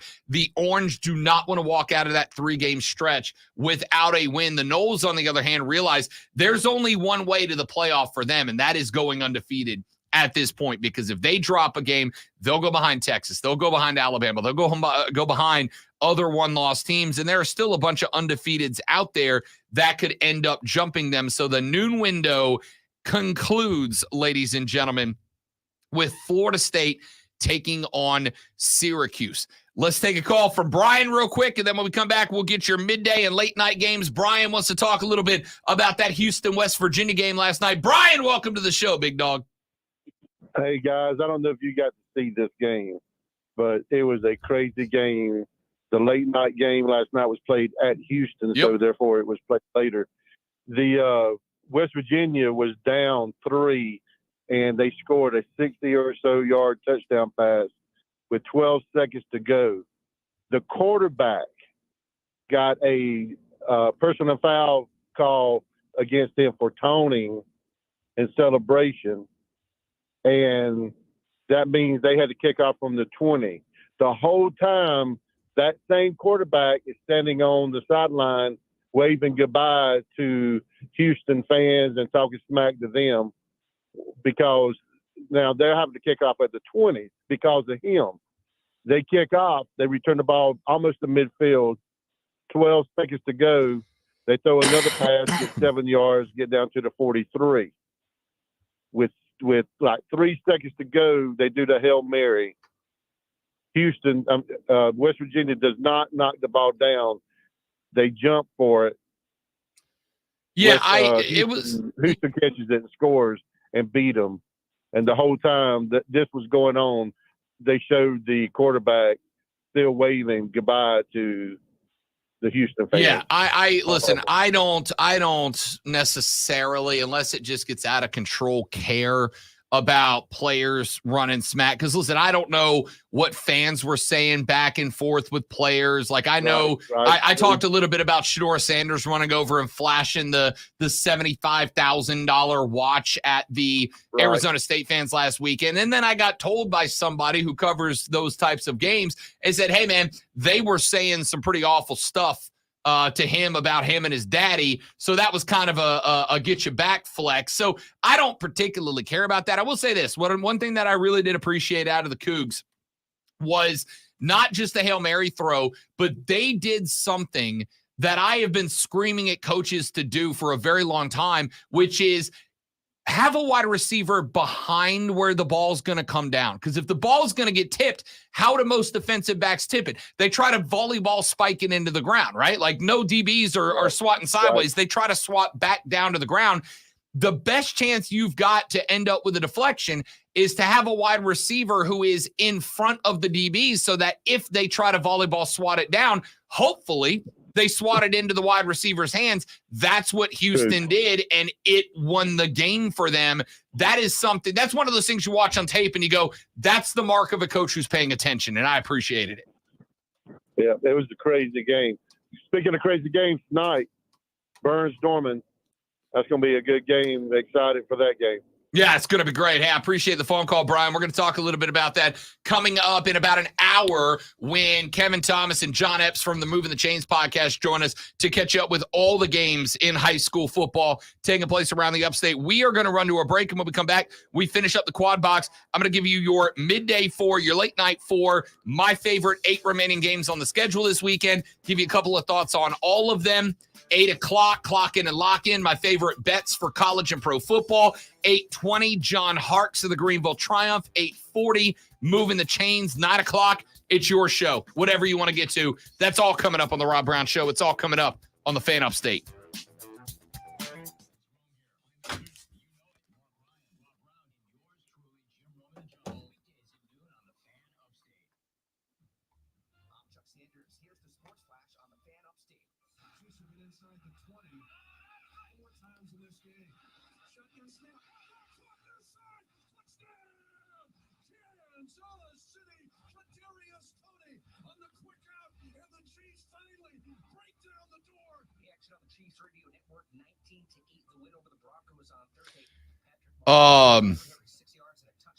Last night, Ryan and Nick were doing BetMGM tonight, and they were on the air live when that Hail Mary scored. And I want you to know, I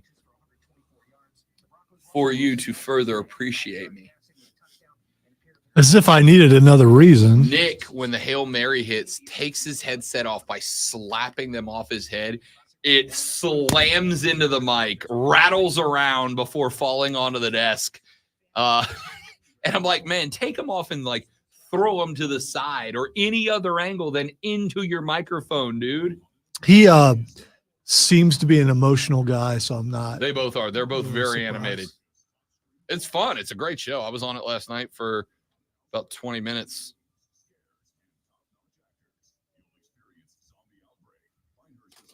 You kept it level, right? Yeah, I know for sure. 100%. Didn't yell at all.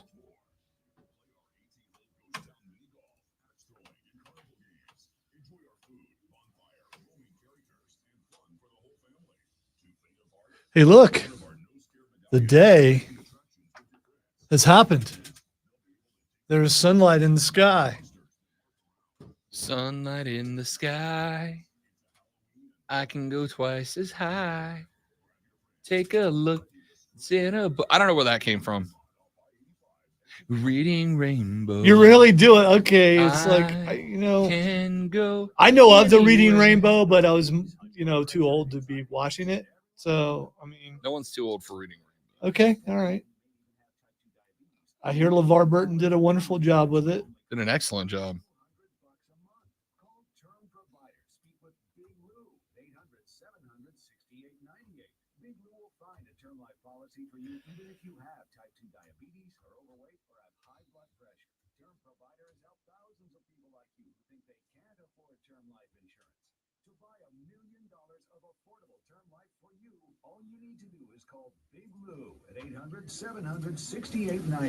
This looks like a good day to go home, lower the blinds, And go to take sleep, a nap.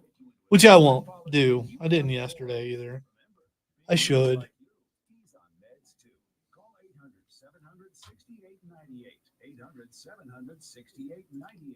Being home might be the safest place today, though. So.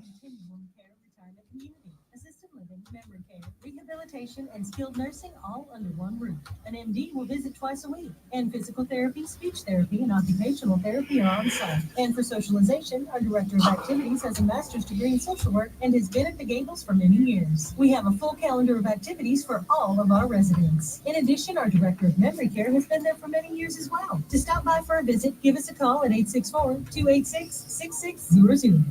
Happy 62nd birthday, Granddad. Thanks, sweetheart. I got you this.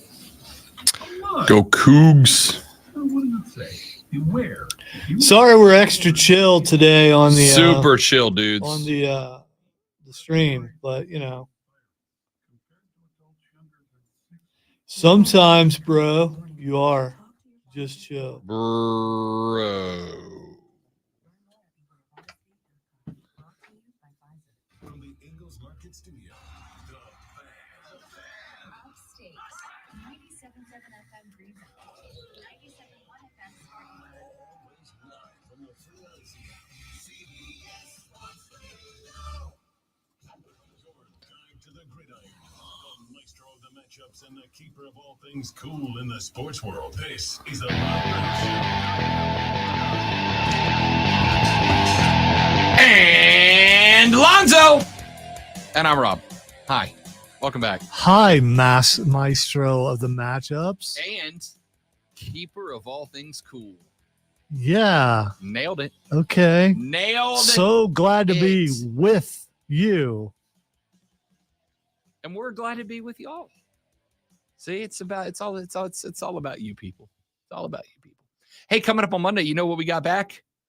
Coming up on Monday, it is time to reinstall our TMFINR awards. That is not real. So we're going to hand those out. So I want you to keep an eye this weekend on all the football and decide who is going to be your nominee for the That is not real. awards of the weekend. But we got to wrap up our quad box, ladies and gentlemen. The Rob Brown Show quad box, the 4 games in every window that you need to keep an eye on tomorrow. We go to the midday now, and we open it up in the Pac-12 at 3 p.m.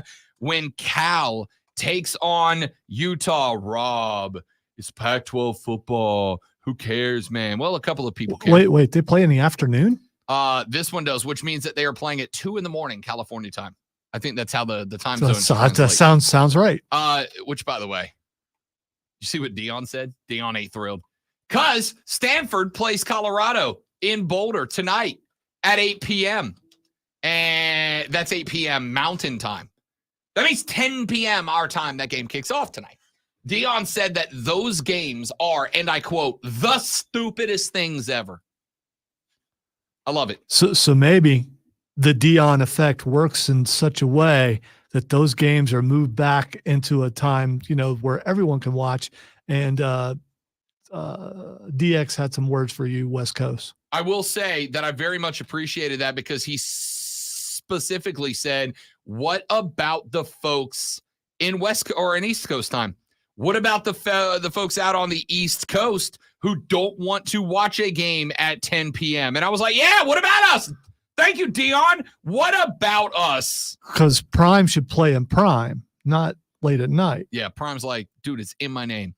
Cal takes on Utah. This is a Utes, Your Honor, a Utes team that without Cam Rising is 4-1. The only loss they have to DJ Uiagalelei and the Oregon State Beavers 21-7, but they are undefeated outside of that, including a win over the SEC's Mighty Gators of Florida. This time they stay within the conference and they welcome California. Now, Cal is 3-3. They're 500, but their losses to an SEC team in Auburn, to number 8 Washington, and to DJ and the Oregon State Beavers in a close one last weekend. We are still waiting for Cam Rising to make his return. I'm kind of at the point now where I'm like, you're 3-3. Like, don't bring that guy back. Let him get ready for the league. Let him get ready for the show. There's not much he's going to accomplish by showing up on this football team, but Utah can't. Utah's still undefeated. They are still very much alive in the race for the Pac-12 championship at 3:30 on the SEC Network, live from Williams-Brice Stadium in Columbia, South Carolina. The Gamecocks will host the Florida Gators. Now, the Gators got right last weekend. 38-14 winners over Vanderbilt. Sometimes you just got to go beat up somebody in order to find your mojo, your groove. Wait, is that how life works? Sometimes you just got to go. Sometimes you got to punch somebody in the mouth. Okay. All right. You go punch somebody in the mouth, you come right out the other side. You feel good about it. All right. They did that after the loss to Kentucky. They had reeled off 3 straight dubs before that, including a win over then number 11 Tennessee. Y'all, I asked the question earlier. I got a lot of answers in both directions. What team is this win more important for? I think as an individual game, it's more important for Florida. I think as an individual game, Billy Napier's got to prove that he can beat teams that are kind of middle of the road. And I think South Carolina right now is kind of middle of the road, right? I don't think the individual game is important for South Carolina, but as I've mentioned a couple of times, I absolutely do think that the Gamecocks are entering a 3-game stretch that is vital to them, because I think the next 3 games are absolutely going to provide a referendum on the Gamecocks. Florida, Mizzou, Texas A&M. If they win 2 or more of those games, I'm going to feel pretty positive heading into the back half of the season. If they drop 2 or more of those games, I think a lot of the discussion about, the culture's fun, are going to have to be had. Is the culture fun at the neglect of the product itself? And I think at that point, that question will become more than fair. At 3:30, Texas A&M is at the Tennessee Volunteers. The Aggies are 4-2. Their losses at Miami and at Alabama. This is a team that is trying to prove that Jimbo Fisher does not need to be canned. Can he prove that? I don't know, because he's got to go now to Neyland Stadium. And the Gamecock fans, as well as anybody else, know how difficult that stadium can be to play in. The Tennessee Volunteers are 4-1. Their only loss, a surprising road loss, at the University of Florida. After this, they've got Alabama, they've got Kentucky. If Tennessee is going to try to wrap it up and go to that Georgia game with just 1 loss, this one becomes huge. So you got Jimbo coaching for his life and the Volunteers coaching for a playoff spot. And then in the afternoon window, I don't think there is a game that is bigger than Oregon at Washington. Ladies and gentlemen, the Ducks are 5-0. I genuinely believe the Oregon Ducks might be the most complete team in college football. They blew the doors off of primetime. They've put up more than 42 on everybody they have played, and with the exception of Texas Tech, have kept everybody they've played to 10 or fewer. On the flip side, Michael Penix Jr. is a Heisman contender. His team is 5-0. They've allowed more than 19 2 times, and those were to Cal and Arizona, but they are putting up 31 or more on everybody. Y'all, if there is a single game to be watched on Saturday, number 8 Oregon at number 7 Washington at 3:30 on ABC is that game. And now we move into your nighttime window. Ladies and gentlemen, first time I've said this sentence, make sure that at 6:30 you are tuned, Lonzo, into the CW. We're not watching The Flash. We're not watching Supergirl. We're not watching Smallville or any of those other second B-level superhero shows. No. How dare you say that about Smallville? We are watching Louisville. Louisville on the road at Pittsburgh. Louisville, y'all, is 6-0 in the ACC. They are one of 3 undefeated teams in the ACC. They have a win over Notre Dame. They have a win over NC State, and they go on the road at Pitt. Now, Pitt is 1-4. Pitt's not good. They lost to Cincinnati, to West Virginia, to North Carolina, to a bad Virginia Tech team by 17 points. But they're a very proud team, and they love to defend that house. Click, clack. It's a big game for Pitt. This is a game that Pitt has to win. If they don't win this game, this is going to be the most disappointing season in Pitt Panther history. I think Louisville's the favorite. I think Louisville's going to cover, but they've got Duke next week. Duke doesn't have Riley Leonard anymore. They're just regular Duke now, but they still got some athletes. And then they got Virginia Tech after that. This game could be interesting because this game proves to me that Louisville does deserve or does not to be deserve to be mentioned with UNC and Florida State at the top of the ACC. At 8 o'clock on Fox, UCLA takes on DJ and the Oregon State Beavers. DJ! That game live from Corvallis. UCLA is 4-1. Oregon State is 5-1. Both of these teams trying to prove that they deserve to be in contention for the Pac-12 championship. Now, UCLA does not have any good wins, with the exception of beating the Cougs of Washington State and making them a 5-1 team. Oregon State has 1 loss. That loss to Washington State. Very interesting little circle of suck going on in the Pac-12 right now. Very little interesting circle. So this one is one of the bigger ones. Then DJ At 7:30, Miami is at North Carolina. The Tar Heels, as we have mentioned multiple times, undefeated in the ACC. Hey, Rob, did you know? I don't know if you knew this, but that game right there, that's a big game. It's a really big game. You can hear it right here on the Fan Upstate.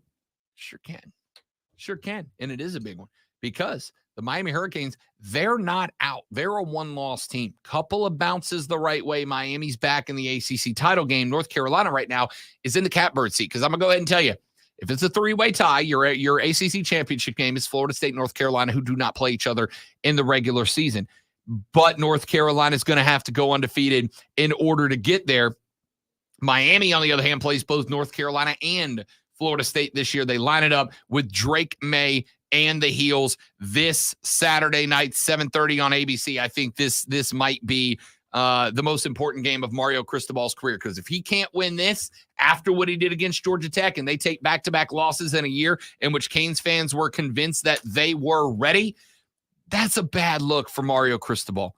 This game is a big-time move. His team quit on him last year. If he drops back-to-back and that team quits on him again this year, I think Miami's got to quit on him. Massive game. And then, ladies and gentlemen, we wrap it up at 7:30 on NBC when the Trojans of USC go on the road and take on the Notre Dame Fighting Irish. The Irish now have 2 L's.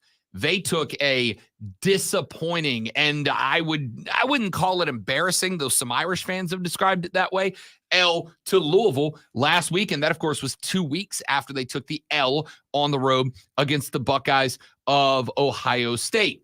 Now, Notre Dame has got to try to make it right at home, and they get the USC Trojans. I'm all over the over in this game. Sam Hartman's going to be flinging this thing, and USC can score 100, but they can give up 95 in the process.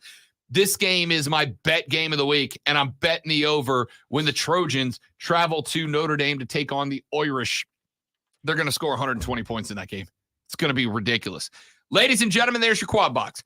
Cuse at FSU, Arky at Bama, Georgia at Vandy, and Ohio State at Purdue in the early window, Oregon at Washington, A&M at Tennessee, Florida at South Carolina, and Cal, Utah in the midday, and then at nighttime, Southern Cal at Notre Dame, Miami at North Carolina, UCLA at Oregon State, and Louisville at Pitt in the quad box. Now it's time for Lonzo to take you into the world of sports important things as he gives you the Rob Brown Show Sports Flash. Clock it and lock it when we come back on the Rob Brown Show in the Fan Upstate. Lonzo, amaze these people.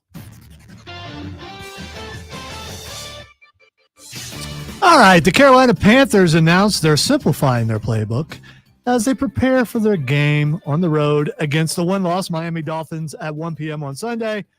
Safety Von Bell, running back Miles Sanders, guard Calvin Throckmorton, tackle Taylor Moton, defensive tackle Derek Brown, linebacker Brian Burns, safety Xavier Woods, and guard Chandler Zavala are all listed as questionable on the latest injury report. And in case you didn't know, it was a historic regular season for the Atlanta Braves, but a postseason they'll be happy to forget came to a close with a 3-1 loss to the Phillies last night, eliminating them from playoffs. They tune in this Sunday for all the NFL action as the Ravens, Titans, Jags, Colts, and we cap the night off with Bills, Giants. The NFL plays right here on the Fan Upstate.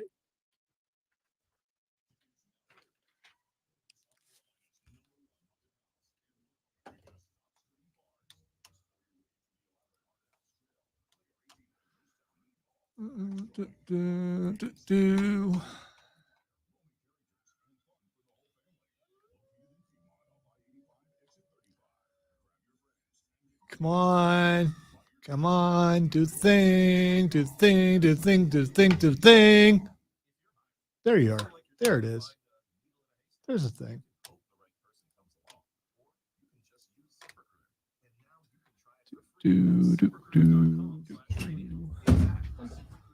Don't open that yet. What the world are you doing, man? Stop breaking stuff.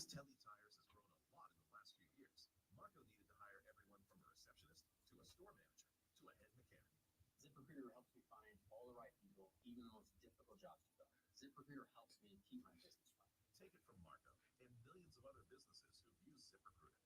ZipRecruiter can help you find the needle in the haystack. See why 4 out of 5 employers who post a job on ZipRecruiter get a quality candidate within the first day. And right now, you can try ZipRecruiter for free. That's right, free at ZipRecruiter.com/radio. That's ZipRecruiter.com/RADIO. ZipRecruiter.com/radio. ZipRecruiter, the smartest way to hire. It's the last blast of summer sale for the Upstate Golf Cart. For a limited time, grab yours for just $40. Last blast of summer.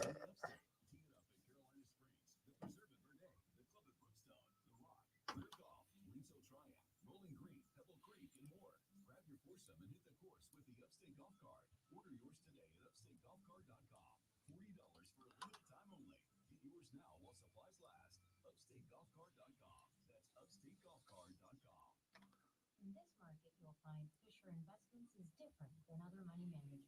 Different how? So last week I talked to a guy who is into rodeo and told him that I want to go to the rodeo so I can say this is my first rodeo. And then afterwards I can never say this is not my first rodeo because I can't say it yet because I haven't been to rodeo. I saw a girl at Yeehaw last night that had a hat on that said, "This actually is my first rodeo." Yeah, that's, I mean, you know. It's a phrase I've never been able to truly say, and I want to fix that. This actually is my first rodeo.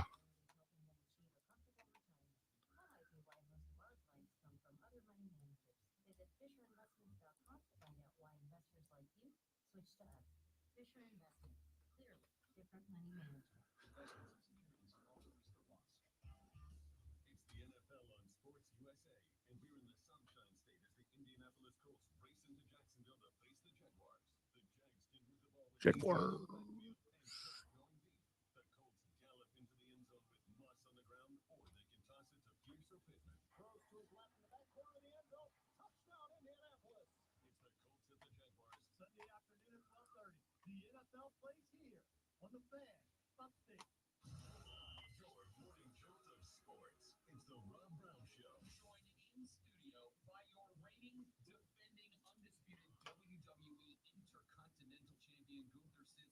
So there are compilation videos out there. They're still out there. I'm sure they are of nothing but ear chops. And have you ever made anyone cry? Maybe on the inside, yeah. Maybe on the inside.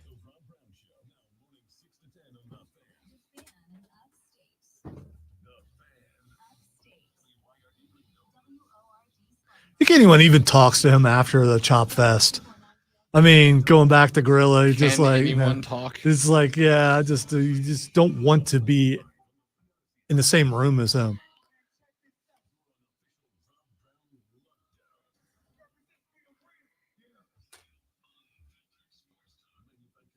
Or just suddenly go, I changed my mind. I'm not doing this anymore. I quit.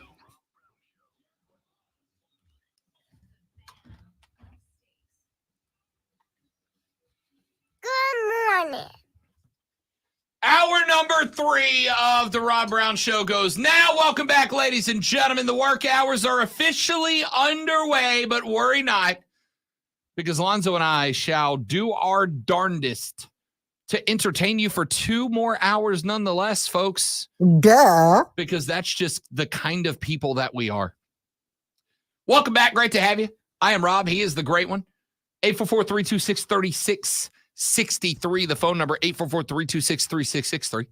You may text us on the MadWorldAttractions.com. Text line 71307 is the texter who corrected me when they said Notre Dame lost to the Suckeyes at home, not on the road. Yeah, I know. That's what I get for trying to squeeze a bunch of times and scores into that window. Shout out to the Clemson fan who texted that, because they're the only ones who called the Buckeyes that. Oh, no, they're not. Yeah, they are. They're the only ones around here you know of. They no, are. They're not. They are. They are. They believe they invented it, and they get so happy. They get giddy when they say it. Spur Daddy texted the show and said, Rob, my Gamecock fandom keeps me prepared for the downfall of the Braves each postseason. Yeah, the Braves are about to go on this run where we did in the 90s, where we win 12 consecutive divisional championships and have 1 World Series to show for it. You've built calluses. Yeah. That's a good thing. I mean, it helps soften the blow. Yep. Spur Daddy goes on to say, congrats, Phillies. Now I hope you get swept by the Diamondbacks. They won't.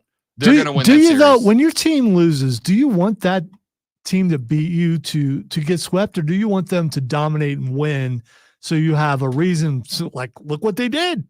This, we competed against these. Look what they did. That's how good they are. Not your rivals, right? I would rather my rivals flame out. Are and they I get to go? Are they the rivals of the Braves? They are now. Back-to-back years where they did that, yeah. I mean, they have been for a while. That's an NL East divisional rivalry, yes, 100%. But certainly that rivalry got a lot nastier the last 2 years after the Phillies have bumped the Braves after a 100+ win season, not once but twice in a row. Yeah. Yep. And I'm going to talk about that coming up in the next hour. The show texter said, Rob, do you want some French fries with that big Whataburger?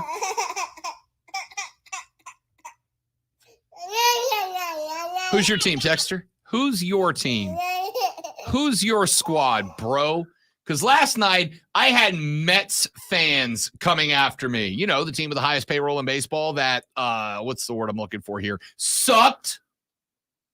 What's your team? What's your team there? Texter? Oh, yeah, your team sucks. Yeah.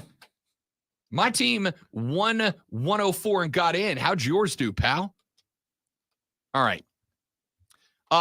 Let's do a little clock in and lock in. It is time to clock in. That means it's time to lock in our best bets for the weekend in college and professional football. Ladies and gentlemen, I am going to start with this one. It is one that I love, and that is Penn State over UMass, 41.5 getting laid in this one. 41.5 what? Getting laid. Okay. Points. Okay. Maybe put that in the first part of it. We all know what it means, right? Penn State minus 41.5 in this one, and I genuinely like this bet. This is a Penn State team that clicked a little bit the last couple of weeks, and a Penn State game that has one more game to hit full stride before they take on Ohio State next weekend, and a game that very much could decide which one of those two teams ends up in the Big Ten championship at the end of the year. This UMass team got smoked by Toledo. They got smoked by Arkansas State. They got smoked by Miami of Ohio. They got smoked by Auburn 59-14. And yes, this may shock you, but Penn State is better than Auburn this year. I hate laying over 40 points. I don't like to do it. I don't do it very often. I'm going to do it in this one. Minus 41.5. I'm laying the points for the Penn State Nittany Lions. And for the exact same reasons, though, I'm laying 19 for the Buckeyes as well. I think Ohio State, you can go ahead and clock in and lock in. Ohio State minus 19 over the Purdue Boilermakers. There is no world in which Purdue can hang in this game. If there is, then we will be talking a lot of Buckeye football next week, because this is, much like Penn State UMass, the last time that the Buckeyes can get a little practice in and build some momentum before they go into a playoff game, because Ohio State, Penn State is a playoff game, in my opinion. It's a big lay in a Big Ten game, but I'm riding with it. Buckeyes minus 19. I'm going to give you one more. I'm going to give you two bets on one game.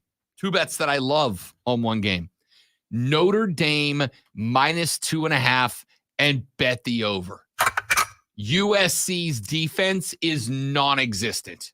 It's not good. On a scale of 1 to 10, it's a -5. This team defensively gets an F. Question mark, no hands down. The Irish at this point are likely out of the playoffs. A year that 3 weeks ago, it looked like they were almost guaranteed a path. Even though with the tough schedule, it felt like this team could walk out of there 11-1, and without a conference championship game, potentially find their way in. They have given that back.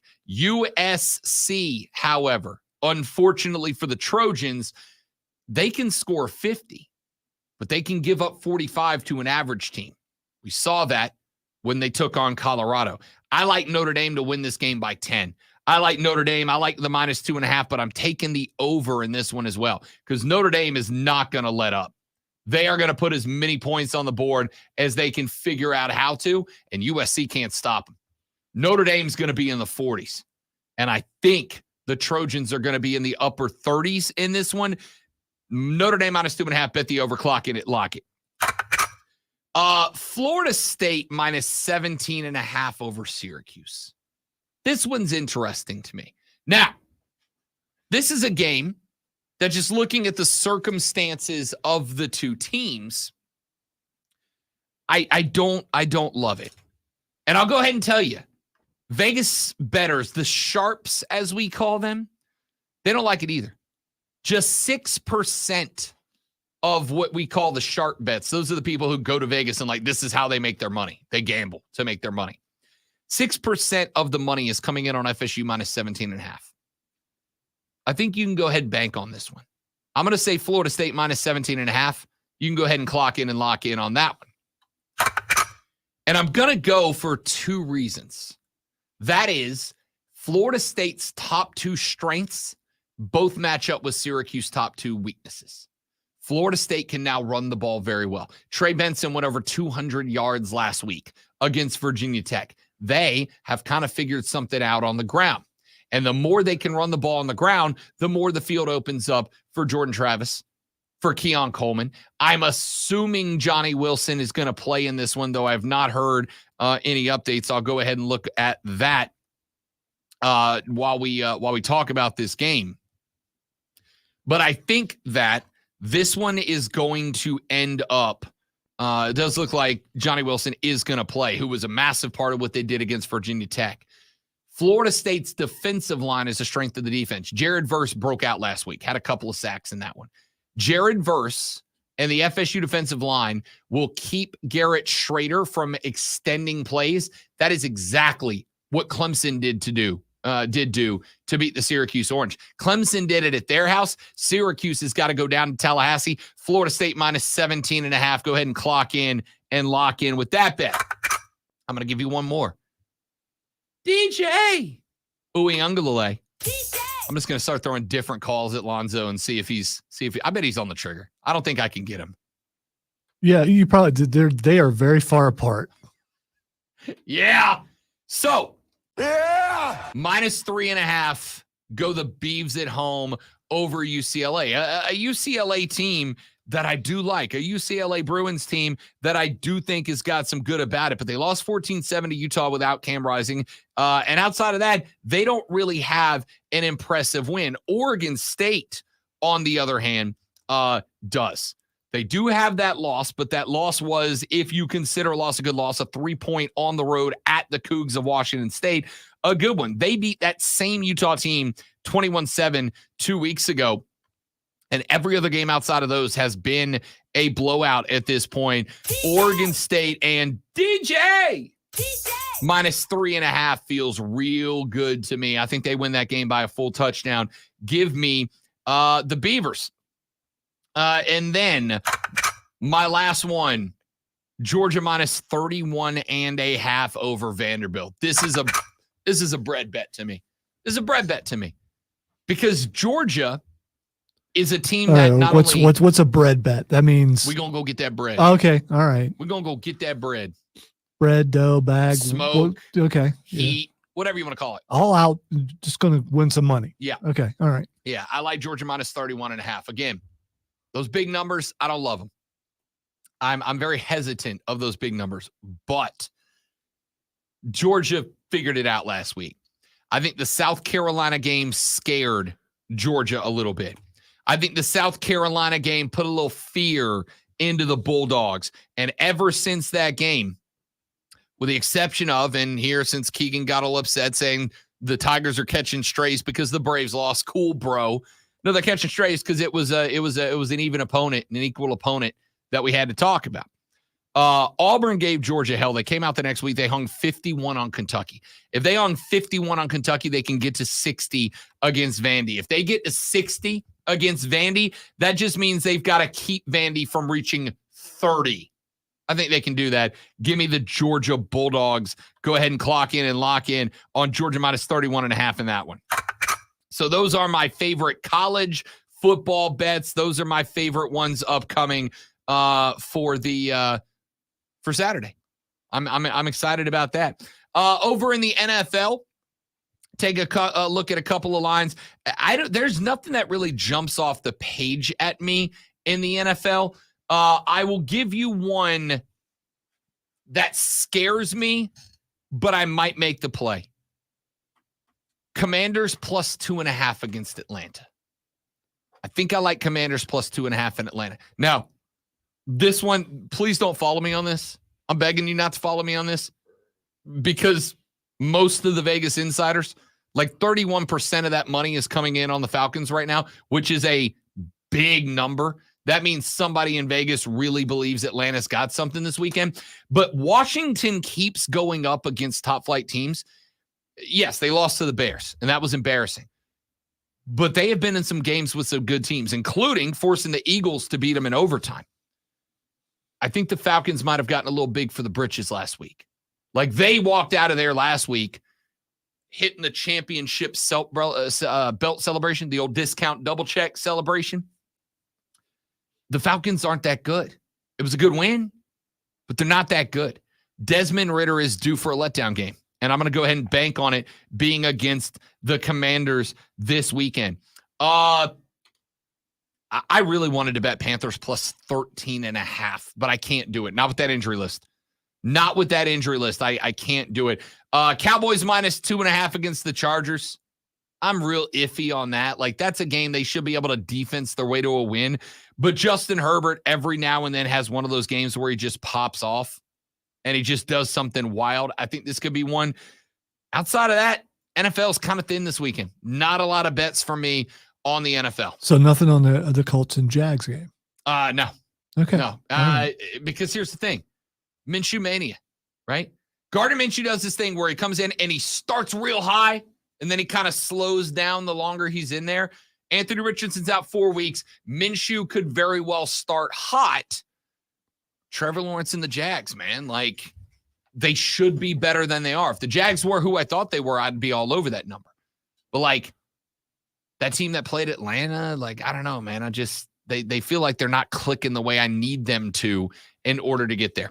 All right, let's run to a break. When we come back here in just a minute, John Harkes, former United States men's national team legend and the current head coach of your Greenville Triumph, joins us. The Triumph have locked in a playoff spot in the USL League One Championship playoffs. We're going to talk to him about this weekend's game against Lexington, the run-up into those playoffs, and we'll fire a shot or two about the Team USA matchups coming up against Germany and Ghana. That is next on the Rob Brown Show in the Fan Upstate. All right, guys, we're going to step away while we get Harksey set up. We'll be right back. Don't go anywhere.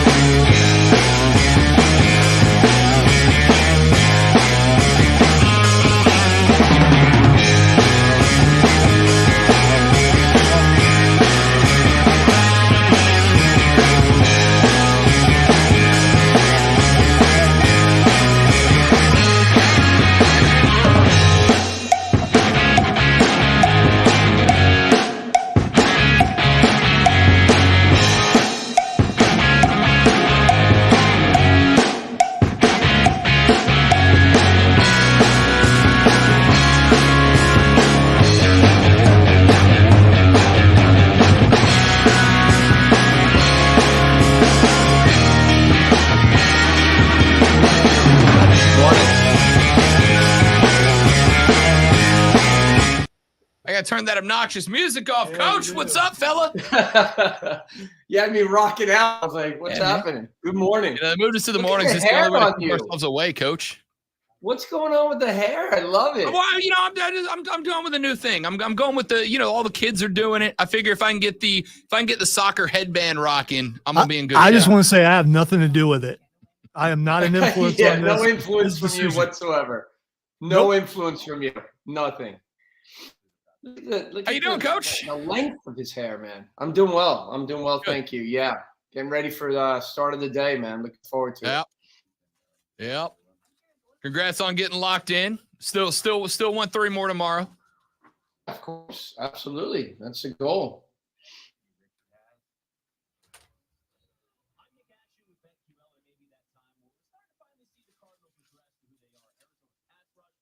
How the boys feeling, man? Good. Really good. Good. How much time we got? How much time till we're back?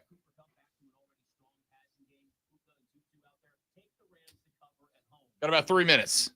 Okay, perfect. I'll be right back. Yes, sir.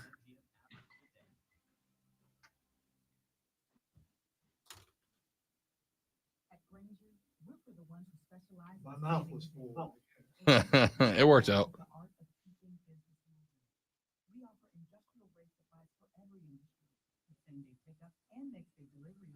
Stomach is growling so loud, I swear you could hear it on your ear, but I guess You can probably get the not. right answers and products right when you need them. Call quickgranger.com or just stop by.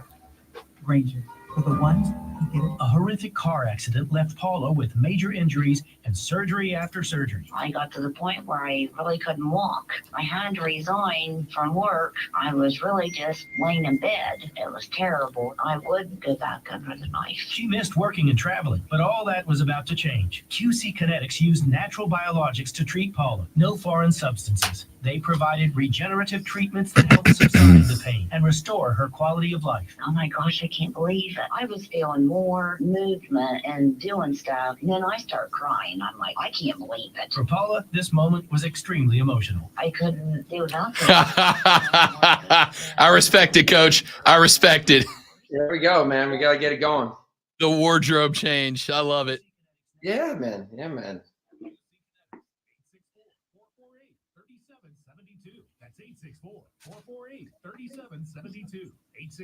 864-448-3772. I'm Mark Ryan, and if you're like me, you're no interior decorator and you need a bit of help putting together an outfit that pops. I'm beyond grateful I met my friends at Smith & James Fine Men's Clothing because they make me look like I know what I'm doing. They'll help you find the best color combinations with slacks, shirts, polo suits, and so much more.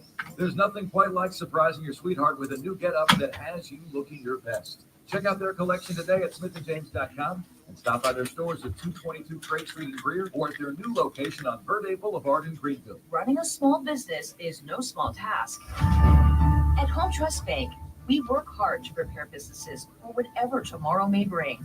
Your dreams are our business, and we have local experts who can help you plan for a successful future. Dependable guidance you need and service you'll appreciate.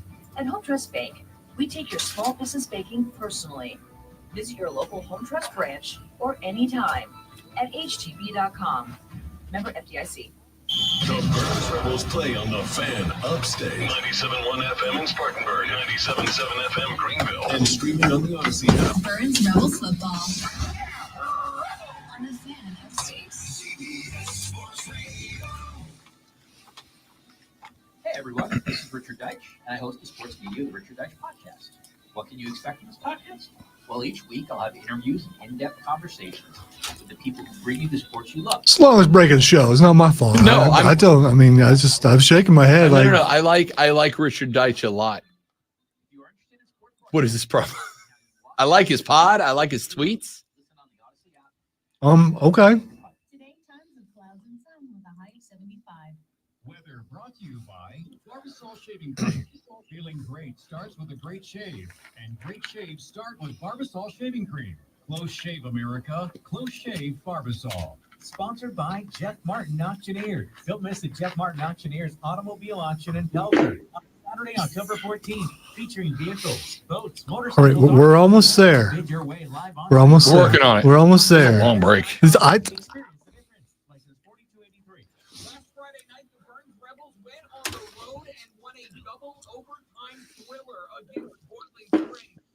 return to Nixon Field and look for regional victory number 3 in a row when they host Dorman. Hey, it's Rob Brown, the voice of the Rebels, inviting you to join us. You enunciated that so well. I was just The voice of the Rebel. Just the one, though. 3 in a row.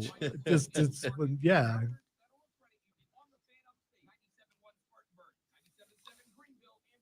I'm placing my headphones on my head.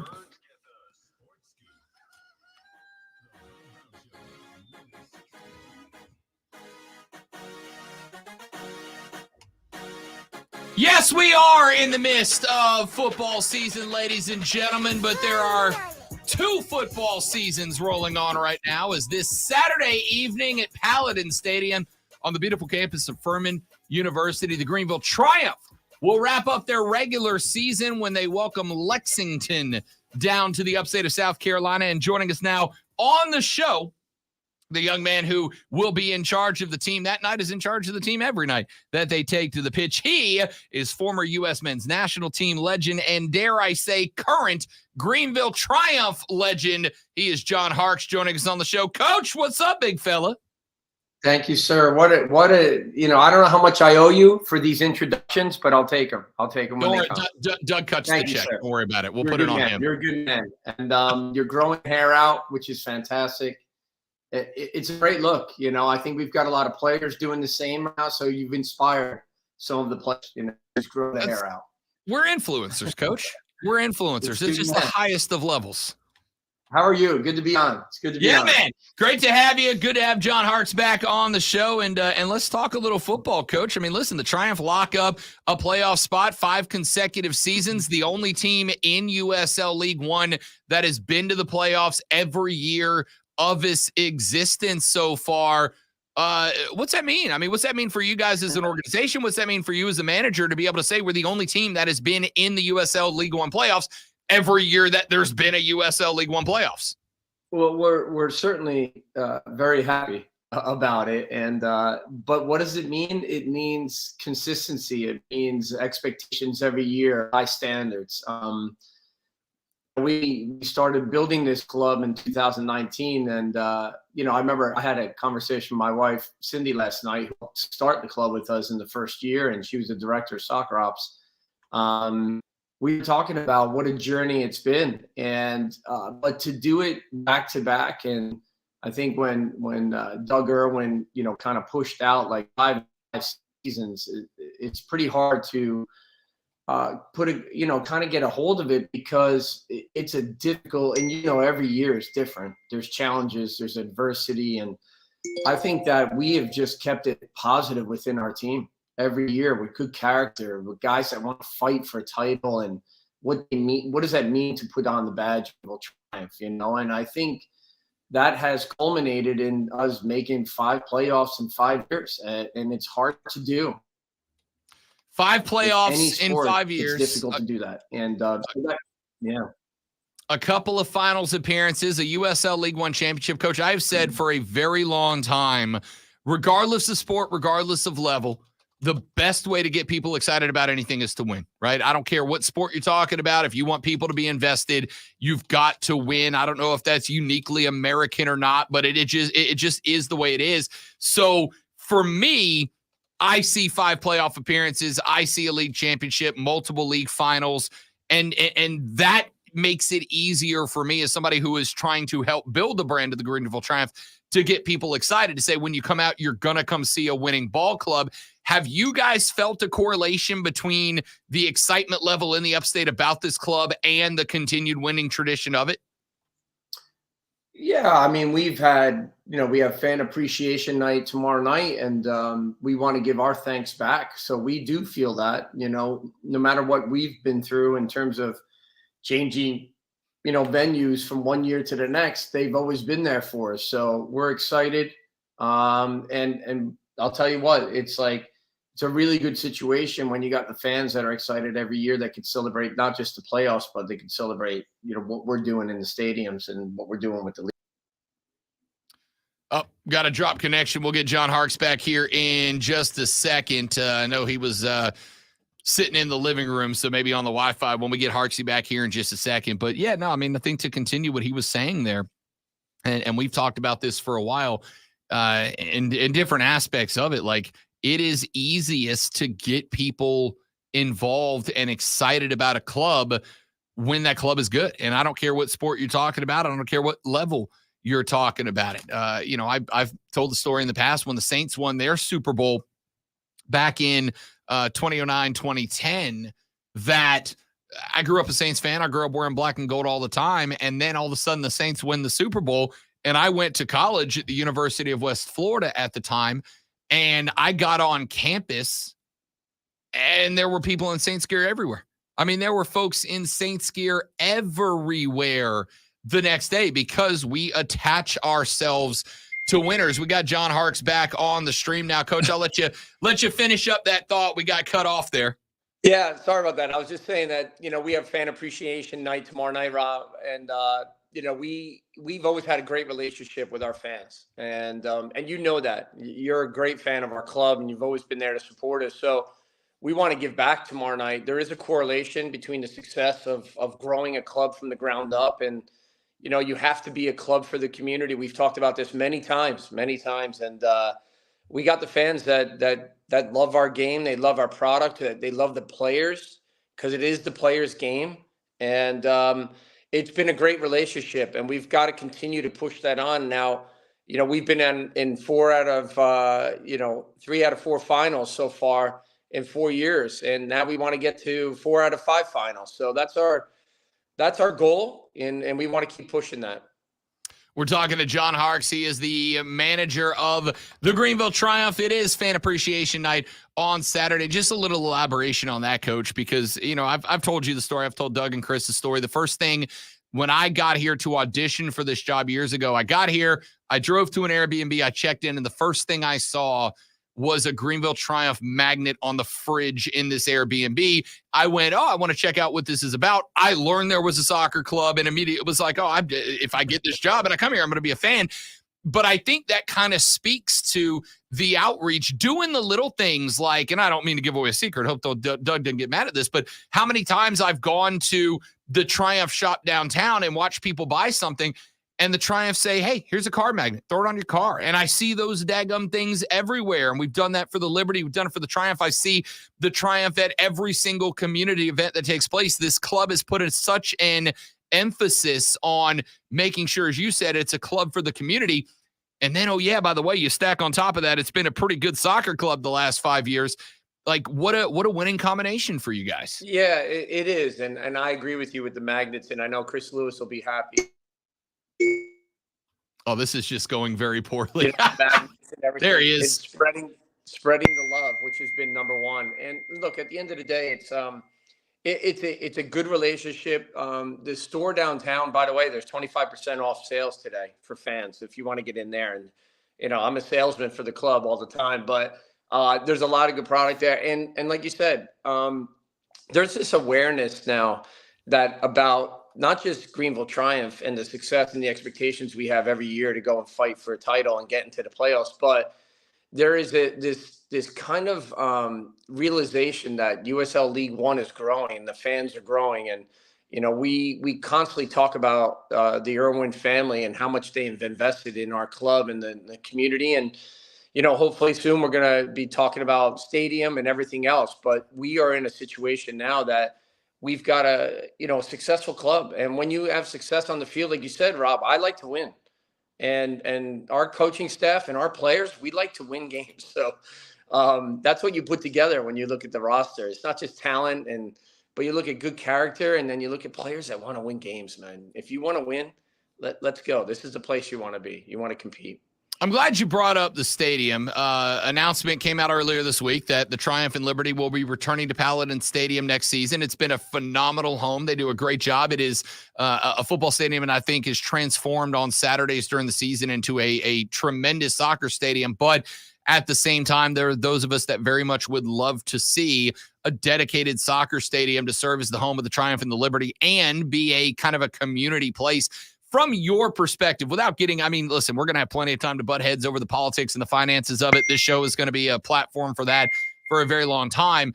From your perspective as a coach, how big would it be and how much easier would it be for this team and for the Liberty as well if there was a stadium the Triumph could call home, that the facilities were on site, you trained in the place that you played instead of training somewhere else and just being on the pitch only on game days. How big would that be for the Greenville Triumph and the Liberty if the community does come together and get a stadium done like we're hoping it does?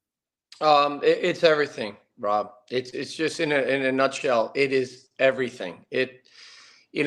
You do a SWOT analysis of any organization, and this biggest strength is having your own identity. Having a club, having a stadium that people know where your home is the biggest thing. So I know that we are fighting hard to get that. It's been a big challenge, and but that doesn't stop, I don't think, any of our spirit in terms of trying to develop that stadium for us, whatever it may be called. And but we have a lot of partners. We have a lot of good people in the community that want to see it happen. And it's just, they're getting to the nitty gritty of the conversations about where it is. But for me, having a home and being able to, for both the men and women's program, just even the youth academies, like establishing that, training fields, things like that, that is the key to everything. Because when you have that identity, people know where you stand. They know who you are in the community, and you become more relevant than ever. But also from a financial standpoint, the investment will be probably big, but at the same time, you're going to get that twofold coming back to you down the line. And it's huge with revenue and ownership of everything. So hopefully we can get that done. That's a big number one task on Joe Irwin's desk and Chris Lewis. I know that. So hopefully things come through with that. John Harkes, head coach of the Greenville Triumph, joining us here on the show. Let's talk real quick, Coach, about what obviously we got the Lexington game coming up, but at the same time using this as a platform to prep for the playoffs itself. We got our buddy Skrilla popping into the chat asking just kind of broad sense, how do you feel about this club, the veteran leadership it's got, some of the young guys that have been added this year that have been putting up some goals in some high-pressure situations. How do we feel about this club heading into the USL League One championship playoffs? Yeah, we feel great, actually. We feel very good. And what we're doing now, Rob, is that, towards the end of the season, we just had that 2-game road trip out to Fresno, California, play against Fuego. And we were down 1-0 and we came back 2-1. And then we had to fly from there to Chattanooga, Tennessee. And what we saw as a staff within our group is that resiliency, and you want that towards the end of the season as you're going into playoffs. You want to see that fight, that grit, that determination. And we were down against Chattanooga and came back 2-2 after being down 2-0 at half. So the fight is there. The spirit of the team is fantastic. Players that have grown up underneath us over the last 3, 4, 5 years have been fantastic. A guy like Gavilanes, who's not one of the older guys on the team, but Alan Gavilanes has become a two-sided player now, not just with the ball attacking, but now he's a lethal defender on the wing. And that adds huge value to our team. And, Brandon Fricke, Tyler Pollock, that I actually signed, the first player that I signed here in this club, Evan Lee, Aaron Walker, Noah Pilato, these guys that have been with me from day one. These guys have been the pillars, and they are the characteristic traits of our club. And, they set the standards very high, as we do as coaches. So we're in a good spot right now. And I'll tell you, one of the greatest things about being a coach in a club like this is that you're able to drive your own culture, and the self-belief and the positivity within this group. They don't let negative things come in. If we're down at halftime, they don't let it slip in. There's been a lot of teams that have done that. And even, you look at different experiences where, teams give up that second half, and our guys are fighting and they come back. And I love that spirit about them. So look, we're going full in. Tomorrow we want to win the game, obviously, against Lexington, a very tough team this year, a brand new team that has a high budget that's come into the league. They spent a lot of money on players. They haven't made the playoffs, but they're playing for contracts. And so it's going to be a big game tomorrow night. And then we've got to make sure we take care of business going into the playoff against Charlotte. And that's going to be a huge game next week. Without a doubt, we're talking about John Harkes, manager of the Greenville Triumph. Last one, Coach. And then we'll let you go as we get set up for Fan Appreciation Night tomorrow night at Paladin Stadium. And I'm going to switch gears on you for just a second. Team USA taking on Germany tomorrow. Best competition we have seen out of the early gate of the 2026 World Cup window. Of course, obviously, the majority of that cup being played in the United States, which to me, this might be the most high-pressure World Cup that we have played in probably a couple of decades, not just because it's here, but because fans really have set high expectations for this current crop of players. I know we're a ways out, but in your opinion as a manager, how important is it for the confidence of the young players on this club, especially with all the drama we've been through with Greg Berhalter and the transition and Gio Reyna and the drama with his family and all that? How big would it be for the Americans to be able to go out tomorrow and get a result against Germany? Oh, I think it's huge. I think that's the intention, Rob. Every time, if you talk to Greg Berhalter now, I'll tell you that that's the plan. They want to win the game. And they have been through a lot of adversity, but who doesn't? That's the drama of sports. There's ups and downs all the time, and you've got to be able to deal with these things when they come in. And that's what I was talking about before, the positivity and the spirit of our team. We don't let the negative outside forces come in and disrupt anything we're doing. And I'm sure with the national team, they're trying to do their best as well, not to let the outside forces come in negativity-wise and just hold them back from growing. Look, 2026 is not too far away. We've got the World Cup. We're hosting it with Mexico and Canada. They want to win the games, and I hope they do. I hope they beat Germany. I remember playing against Germany with our national team in a U.S. Cup tournament that we were putting on every summer that I came back from England's Premier League.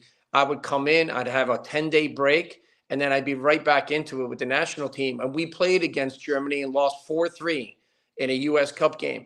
And we were so close to beating them, and at one point we were up. And I think, look, we always want to beat Germany. Bruce Arena in 2002 got us to the quarterfinals, and it was a handball on the line that if there was VAR today, that's a penalty, and we're going through to the semis. So there's a lot of things in the past and history that says we want to beat Germany. Wait for it. He's coming right back, right? You can't.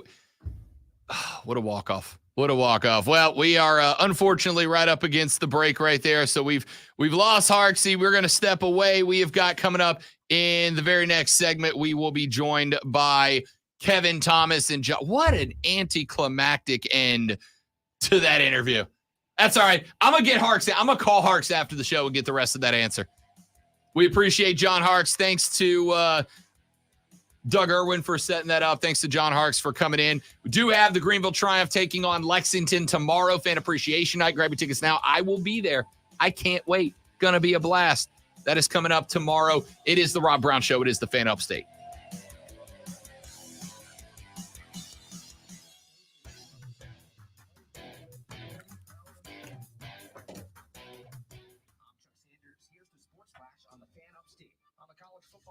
Hey, guys. Yeah, we lost you, Coach. We had to run to break, but I don't know what happened. That's all good, man. Do me a favor. Finish up that thought for me where you were. No, I was just saying that, they want to win everything. They want to beat Germany, and they want to win these games. And I think where I got cut off, I was just saying that as we build towards 2026, they need players within this group that know that they can play against anybody in the world, but they have the self-belief, but they're also a team player. Team player, that's the key right now. So that's what they're searching for. So anyway, great to be on with you, my friend. Sorry we had technical difficulties here. All good, Coach. We'll get you back on next couple of weeks when we get the playoffs rolling. We'll do this a little bit more often through the playoffs. All right, Rob. I'll see you tomorrow night. Coach, thank you very much. See you tomorrow, man. Good luck. Thank you, pal. Thank you, boss. There you go. John Harks finishing up some thoughts for us. I love it. I love it. All right, guys and gals, we're going to step away for 45 seconds, get Kevin John lined up, and we'll be right back. Don't go anywhere.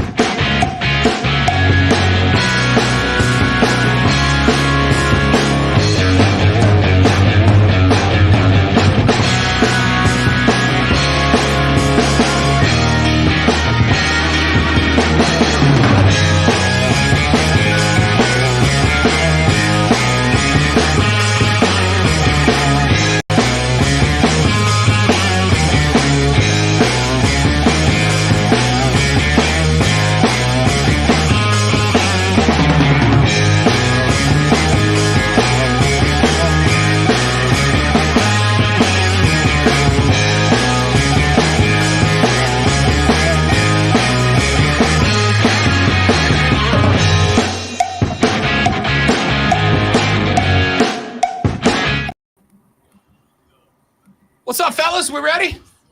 Hey, Rob. Hey, Lonzo. Hey. Come on. Jumping right in. Here we go. Well, we will in like 15 seconds. I mean, you know. What? It's just you said we're jumping in, just Yeah, not we're now. jumping in. Now we are. I just.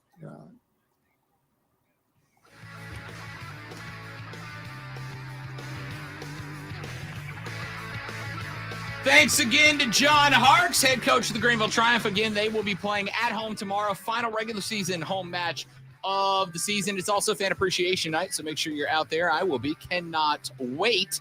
And thanks, of course, to Doug Irwin and everybody over at the Triumph for getting us set up with Coach Harkes. Now it's time to talk a little high school football, ladies and gentlemen. Now it's time to welcome in two of the hosts of the Moving the Chains podcast, which you can find at movingchains.com. No G because they're millennials. Movingchains.com, Facebook.com/movingchains, Twitter and Instagram at movingchains. And the podcast can be found on Spotify, Apple Podcasts, Google Podcast, and wherever Hey, Rob. major podcasts are found. Hi, Lonzo. Jarrell killed it last week. I don't know. Yeah, pressure's on. I don't know, man. I don't know. Pressure's on. We got Kevin Thomas. We got John Epps.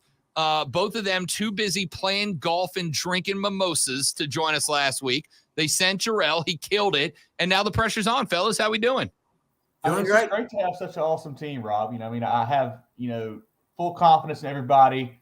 Just happy to have such a good squad for us here. Stop with the coach speak, man. Stop with the coach speak. He put the pressure on. Now you got to respond. John, how you been, big dog? I appreciate you. You've been playing golf and missing the show. I get it. Yeah, one of these days I'll get my card. It wasn't yesterday, and it probably won't be today, but we're working on it. I don't know who he might have been saying that to be honest with you, Kev. I don't know who he was directing that at. Let's talk a little football, fellas, and let's start right down the road at Burns High School, where the Rebels will be hosting the Norman Cavaliers. And couple of good wins for both of these teams last week. Burns in a double OT thriller that honestly, bounce of the football this way or that way could have ended up going either direction. But, Kev, I said last week, if you want to be a state championship caliber team, those are the kind of games you got to figure out a way to win, and Burns did. Especially in that region, man. Every game is going to be tough, and just like the one this week, too, against Dorman. Burns, Andrew Stevens is starting to figure out to feel like he had, I think, 284 last week, 4 touchdowns. Ethan Morris, a big game out wide for them. I know they had some injury concerns, and that still is a little bit of a worry there. But defensively, those guys have been studs. James Oates, Chris Foster, et cetera, playing really good ball for them. Dorman's a little bit down this year, I feel like, Rob, from what we've seen in the past. Brandon Teemer's a guy I really like on defense for them, but offensively have not scored a lot of points. I think as long as Burns doesn't turn it over, they should be fine tonight in this ball game. Yeah, it's going to be interesting, John, because the list of guys who got dinged up last week was long. Armani Weaver left the game. He had an issue with his groin. Still waiting to get a status update on him for tonight. You had RJ Livingston, who 2 weeks ago had a broken arm. Now, I can tell you, he had his surgery. It went well, and not only did it go well, but they think if he processes well through therapy, he could be available for week 1 of the playoffs, maybe week 2, which would be enormous, not just because RJ was kind of QB of the defense there, but also because James Oates, who had been playing strong side backer, had to slide over to middle linebacker in his absence. That would let Oates go back to his normal spot. So, injury is a big issue for Burns right now, John, but at 7-1 with a 3-4 Dorman coming in, even though Dorman did get the 26-12 win over Malden last week, it does feel like this is one of those games Burns should be favored in, but it's also a regional matchup in one of the most difficult regions in the state. Yeah, and that's great news for RJ, for speedy recovery for him. He's great to see on the field. I think Burns is going to be okay here. And I tell you what, even as high stress as last Friday was against Boiling Springs, I think that was good for them because it kind of brings the Rebels back down to earth a little bit. And now there's no excuse to lose focus tonight against the Dorman team that you should beat, but to be able to lock in and even give some other guys some playing time that haven't been getting that quality playing time maybe with the injuries. I think it lines up really well for Burns, and you're at home. I think the Rebels take this one. Dorman's a little bit better, but Burns is still a lot better at this point in the season. I don't disagree, but I look, I think it comes down to the injuries, right? Like you've lost your best defensive lineman. You've lost the quarterback of your defense. If Armani Weaver is less than 100%, that is your big downfield threat that has been taken out. Ethan Morris, two guys you got to give credit to. One of them, James Oates, who has been spectacular this year. He had that pick six a couple of weeks ago that put Spartanburg away in an otherwise losable game in situation. RJ, obviously. If Dorman's able to get the wins tonight, it might be because Burns has just gotten worn down with those injuries. At the same time, the last couple of weeks, guys like Ethan Morris have stepped up into higher roles on this team, and there's been very few guys who haven't performed, and that says a lot about what Reggie Shaw's done with this football team. 100%. Yeah, exactly right. I have full confidence in Coach Shaw, and I think you can lean on Andrew Stevens tonight too. Let him do what he does. Let's switch it up, fellas. Let's go to T.L. Hanna at Hillcrest. One loss between these two teams. T.L. Hanna 7-1. Hillcrest a perfect 7-0. Last week, T.L. Hanna 58-35 over J.L. Mann. Last week, Hillcrest 17-12 over Woodmont. These are two teams that I've been told a couple of times, maybe they're not the full power they've been at in years gone by, but they've also both made it to this point in the season with a single loss between them. So I don't know how much stock I put into that. What's this one shape up like? Yeah, I tell you what, one thing you did not mention yet, Rob, it is a spooky Friday the 13th, and things weird happen all around. I think Hillcrest is the better team with more talent, more versatility, more explosiveness on their sideline. But they haven't been playing up to their potential last few weeks. And T.L. Hanna is one of those squads. They just find ways to win ball games that maybe they shouldn't win, especially later in the year and in the playoffs. Everything is pointing toward Hillcrest's direction, but this is one of the games where I feel like T.L. Hanna controls the football with that option offense that they have, run down the clock, shorten the game. I think T.L. Hanna actually pulls off an upset tonight over at Chandler Stadium. Kevin, it makes sense when you got a running back who goes for 222 and 6 touchdowns. I don't care if you're playing a middle school. That's a good number. Yeah, special game for KD Patterson last week, one of our players of the week, actually.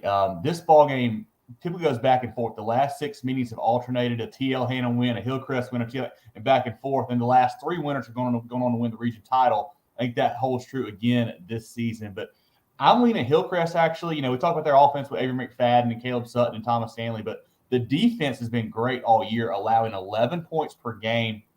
And they play against T.L. Hanna each and every year. So playing this wing tee is not something new for them. They've seen this offense. They kind of know what to look for, their keys and things like that.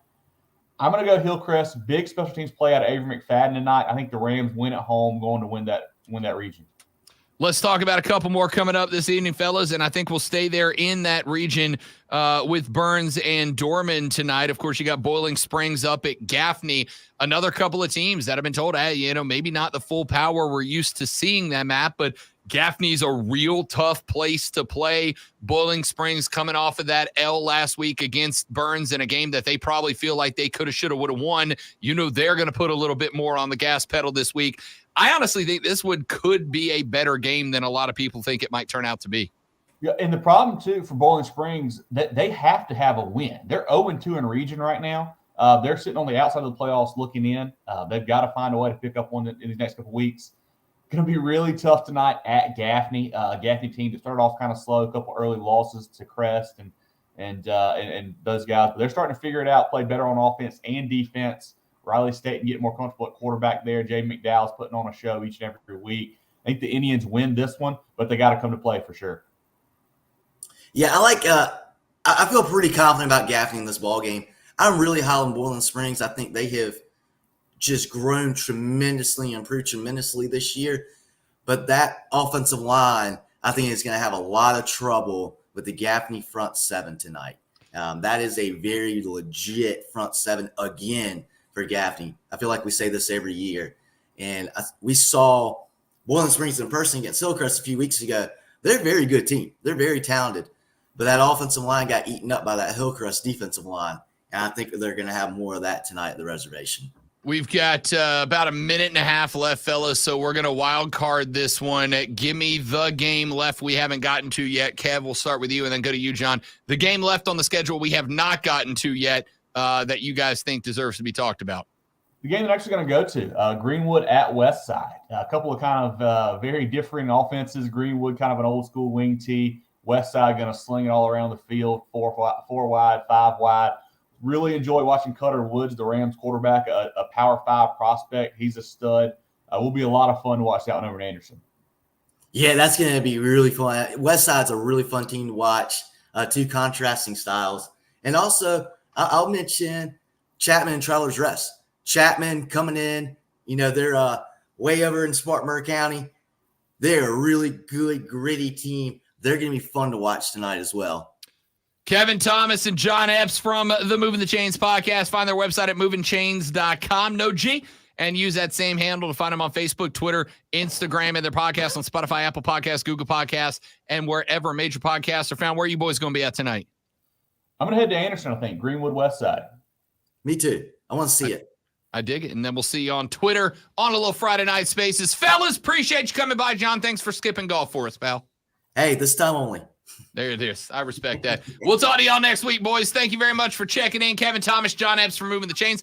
Lonzo's got a sports flash, and then we're back to wrap this bad boy up with the final hour of the Rob Brown Show next on the Fan Upstate.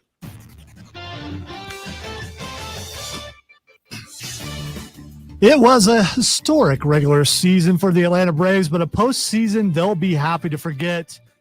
It came to a close with a 3-1 loss to the Phillies last night, eliminating them from the playoffs. Taylor Swift bore witness to another Chiefs win in person last night as Kansas City knocked off Denver 19-8. Travis Kelce owned Denver again with 9 catches for 124 yards, while Patrick Mahomes went 30 of 40 for 306 yards, a touchdown, and 1 pick. Carolina Panthers have announced they have a ton of people on the injury list, possibly. Safety Von Bell, Miles Sanders, Calvin Throckmorton, Taylor Moton, Derek Brown, Brian Bird, Xavier Woods, Chandler Zavala, just about everybody.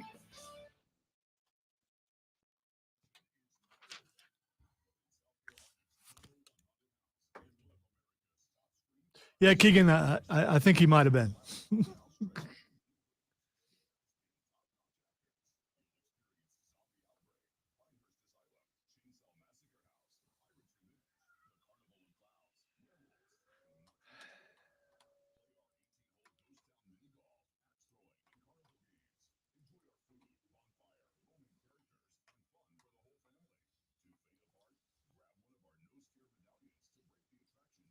So for coach's Wi-Fi, I did that high-pitched thing a couple of times, man. That hurt. Like, what is that? Technology, man. It's awesome and sucks at the same time.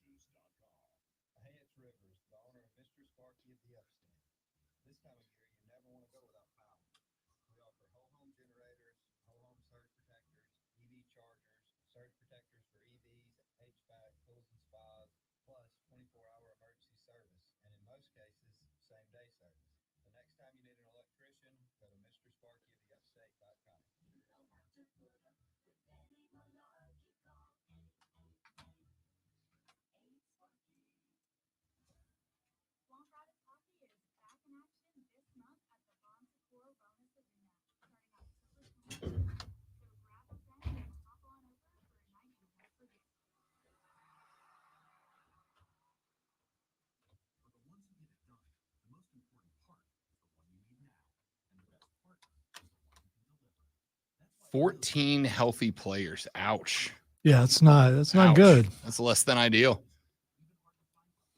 11 guys going 2 ways.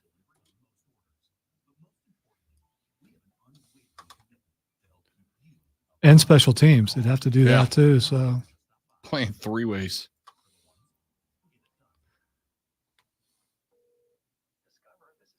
Hi, it's Jen Coolidge. I just want to thank you for making me feel so special. I earned cashback on debit for my dinner party groceries. That's great. But with Discover Cashback Debit, we give everyone cashback on everyday purchases. Anything else I can help you with? Are you hungry? Because everyone left after the asparagus sorbet. Introducing Discover Cashback Debit, a checking account with cashback. It pays to Discover. Eligibility in terms of Gables in the first break. Gables in the first break.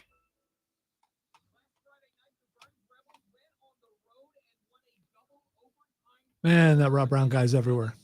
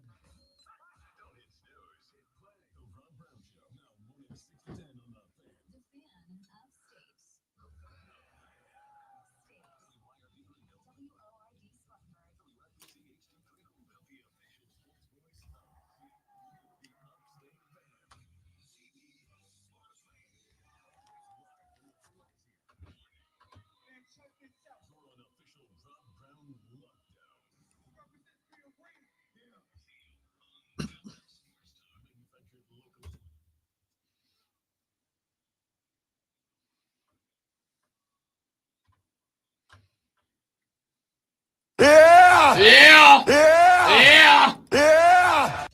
Is not the answer to the question, are the Atlanta Braves going to win the World Series? So I try to come, final hour of the week, come in strong with, a little bit of the LA, and you don't want to do that. You just don't. I did it. No. There's defeat in your voice. There's defeat in my team. Yeah. Well, They are defeated. Today is the start of a emphasis- brand new season. The emphasis on the ed, because they're done, dog. They blew it. They had a chance. They had an opportunity.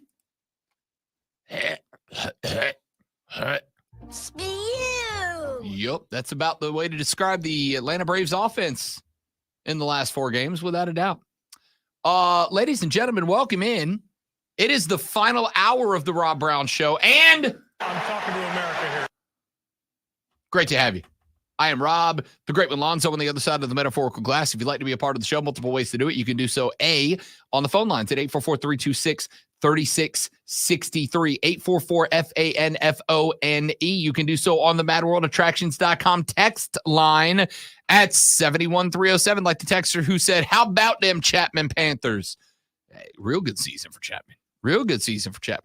Texter said, Rob, I'm a Notre Dame fan, and we invented the Suckeye name years ago, many years before Clemson claimed it, and I am the one that sent the previous correction about you. Yeah. All right. Well, I apologize for labeling you as one of them, and okay, go Irish. I don't know. So we have got a lot of stuff that needs to be discussed in the final hour of the week, but I am going to do this now. The current structure of the Major League Baseball playoffs is bad. The bye week has got to go. And I got some thoughts on the ways to make it go. But regardless of which way you want to make it go, it needs to go because it's bad. So what ends up happening is the situation that has happened this year. Major League Baseball ended with 3 100-win teams. 3 of them. 0 of those 3 made it to the league championship series. Atlanta got bounced in the divisional round. The Dodgers got bounced in the divisional round. And the Orioles got bounced in the divisional round. That is spectacular because statistically speaking, that should not happen. Statistically speaking, that should not happen. Now, it's also mathematically true that with 4 teams catching a first round bye, you're going to have 1 or 2 that are going to get beat every year. I don't think the divisional series, though I do think it should go to 7 games. I don't think the divisional series being 5 games would have helped any of those 3 teams. The O's got swept by a team that was playing better baseball. The Braves got beat by a team that was playing better baseball. The Dodgers got beat by a team that was playing better baseball. Here's the problem. Basically, what you said with setting it up this way and leaving it this way. And I got a comment from Rob Manfred here in just a second, the commissioner of Major League Baseball. Basically, what you said here is the full 162 games of the regular season don't matter. What matters is the last 2 weeks and then a 5-game series in this case. 3-game series for the wild card, but 5-game series for the divisional round. Because I'd be willing to bet that the Braves would be happy to give you back the first 81 games of the season if they had a better opportunity to beat Philadelphia. Now, they did have a chance, but here is the reality. You've heard the phrase, pitching wins playoff series. And that's not entirely untrue. And my response to that would be the Houston Astros last year. That was a 100-win team. That was a team that caught a first-round bye. That was a team that went on, made the CS, made the World Series, and then beat Philly in that World Series. So it does matter. It would be silly to say that it's impossible because it very clearly is possible. It literally happened last year. But that's the exception, not the rule. And on top of that, do you know what the Houston Astros had last year that the Braves this year did not? That the Orioles this year did not, and that the Dodgers this year did not? They had the best ERA in baseball heading down the stretch. Pitching is still wildly important, but there is another number that matters.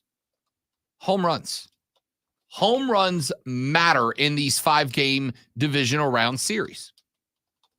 I don't have the exact number in front of me. I saw it last night, but it's something like over 3/4 of upsets in the divisional round record-wise are when the team with the worst record hits more home runs in the divisional series. It's almost a 1-to-1 correlation. It's like a 80% correlation or some stupid number like that. It's frankly impressive. Since September 1st, who had the most home runs in Major League Baseball? Spoiler alert, it was not the Atlanta Braves. Since September 1st, it was the Philadelphia Phillies. Now, there's 2 things that come into play when I openly, as I am right now, complain about the 1-week bye for teams that win their division and catch it. Timing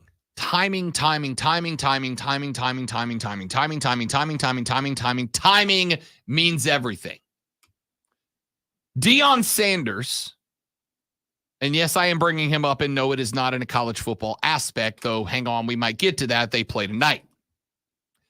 Deion Sanders once said, the hardest thing to do in professional sports is to hit a baseball.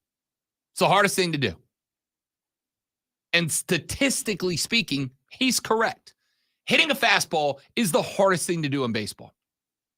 If you haven't watched it yet, as a huge nerd, I implore you to go to YouTube. I implore you to watch the episode of the old show Sports Science. It's one of my favorite television shows that's ever been done.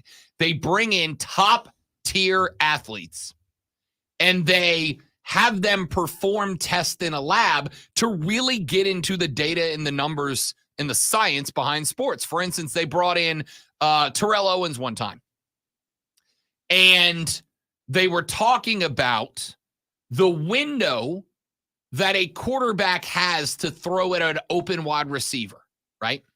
And they put T.O. in a lab, and they had him run routes and dive running, and then run routes and sit in a zone, and then jump in any direction. And they found out that if T.O., if T.O. was in a running, diving situation, the pass that you throw to Terrell Owens could be the length of a school bus away from him, and he could make the catch more often than he didn't. A school bus. That's ridiculous, right?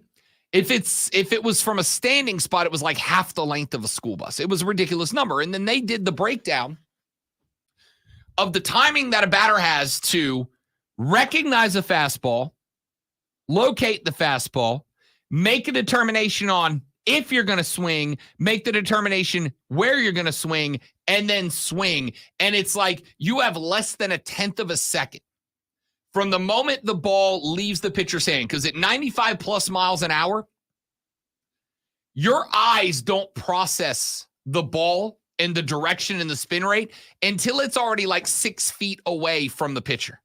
By the time your eye locates the ball and is able to recognize it's coming at me, the speed, the spin rate, yada, yada, all the things that batters have to recognize, it's already 6 feet on the way. And then the fastest you could get a bat around means that you have to get it around when it's still like 12 feet away from the plate, which means you have a window of like 42 feet tops to swing the bat. It's some ridiculous number like that. You effectively have less than 1/10 of a second to decide that you're going to swing, where you're going to swing, when you're going to swing, and how hard you're going to swing. It's the hardest thing to do in sports. So when your team is playing 5 out of 6 days, 6 out of 7 days a week, you stay in that rhythm. You stay in that routine. Your timing is down, right? Everything is timing. Everything in sports is timing. I'm a big golfer. I suck, but I'm a big golfer. The most important lesson I ever got in golf was, it was not about how to put my feet, because I've seen people put their feet 100 different ways and be able to strike the ball pure. It wasn't about my hands. That's different to everybody. You know what the one thing that is important for every golfer to have? Tiny hands? Tiny hands, big hands. Okay. Doesn't matter. I mean, you're talking about what do hands have to do with it? Placement? Where they are. Placement? Yes. Okay. All right. Because like, so for me to take the slice out of my drive, I have to line up my thumbs and then rotate my bottom hand about 1/4 of the way around the shaft of the golf club, right? That's different for every person, just because of the way your mechanics, your muscles and your bones move. It's going to be a different lineup for everybody.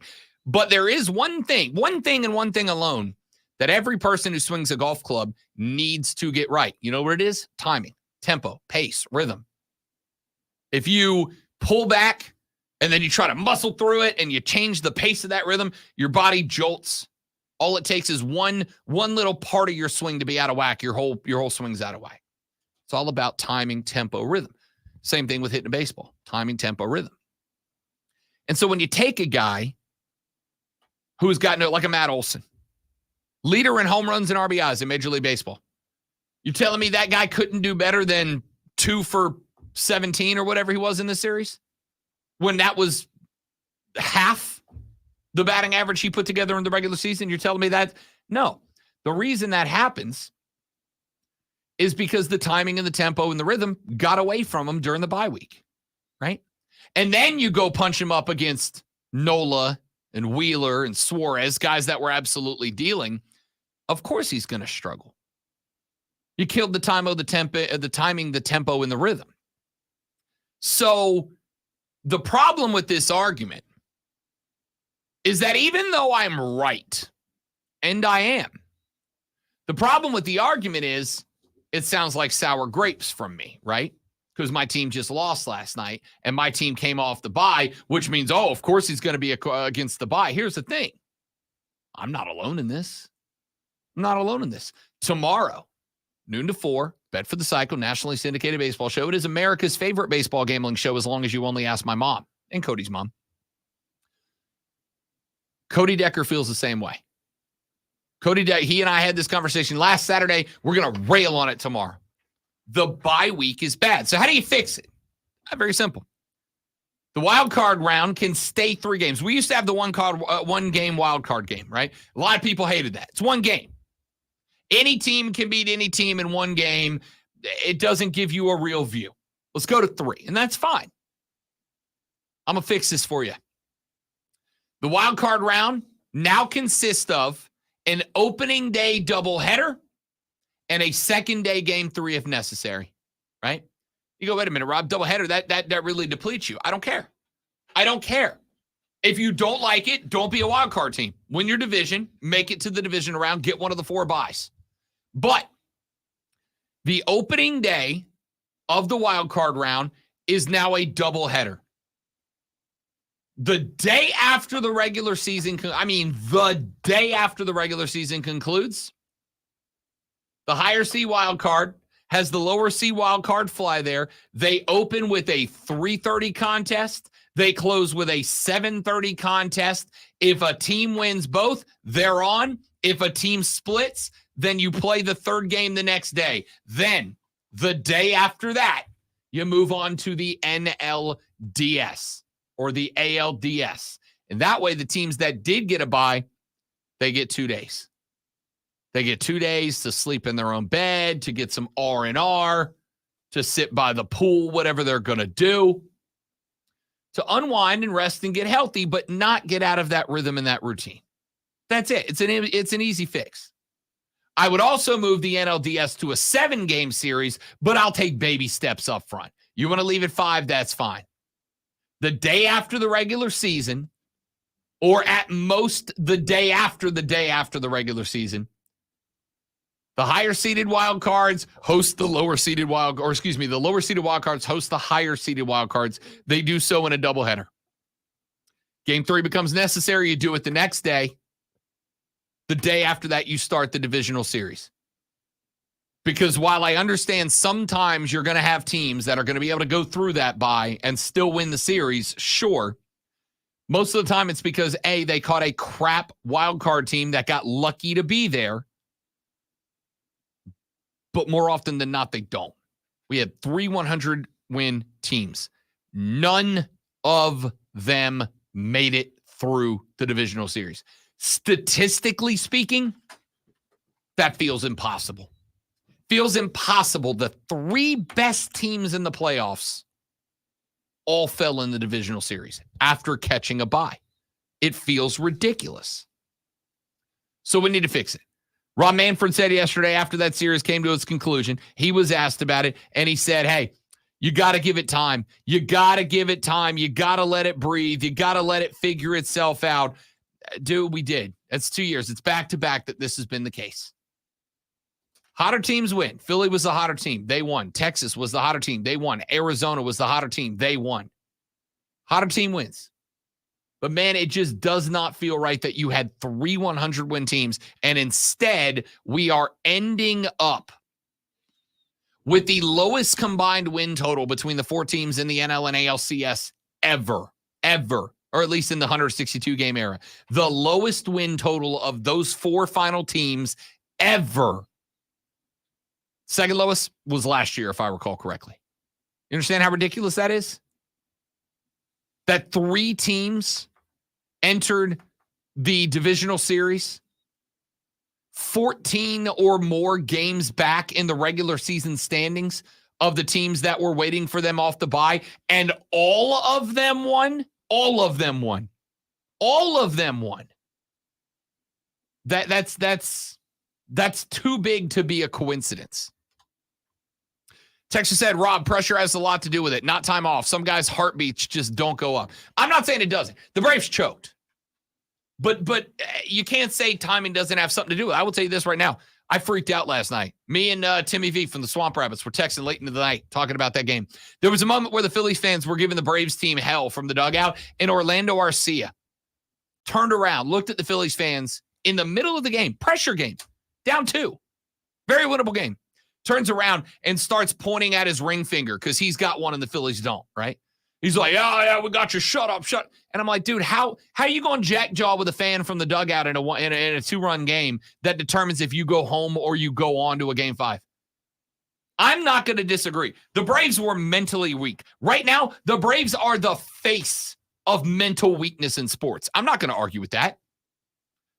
But I'm also not going to say the bye week had nothing to do with it, because that wasn't the case for the Dodgers. It wasn't the case for the Orioles.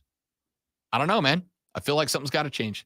Let's take a break. We'll come back. We'll look up and down the NFL schedule for this Sunday. We'll hit a little what the X is going on, and then we call it a broadcast week. The second as the morning drive. That's Lonzo. I'm Rob. You're you, and you're listening to the Rob Brown Show on the Fan Upstate. All right, guys, quick live read, then we're right back. Don't go anywhere.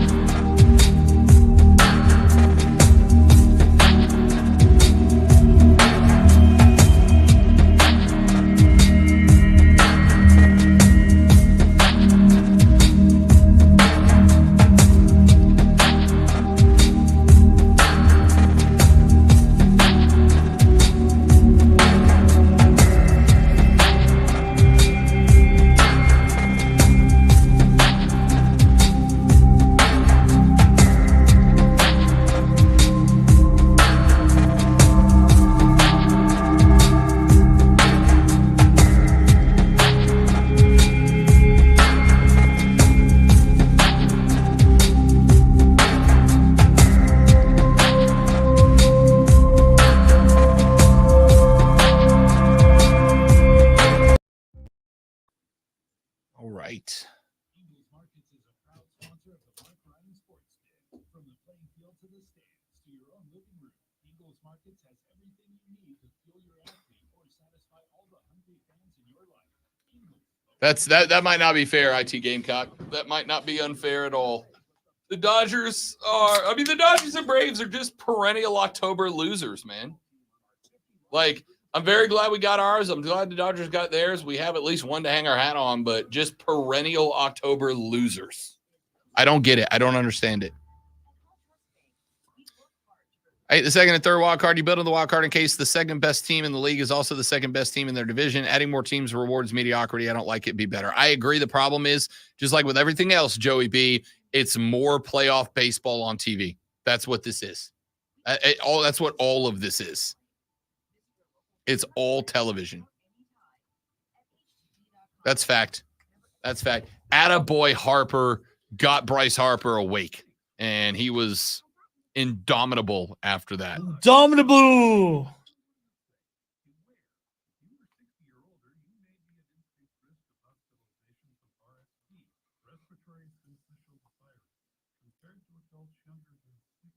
Not all dangers come with warning labels.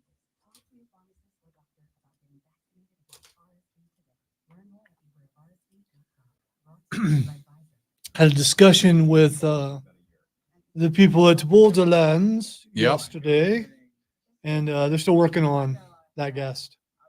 Okay.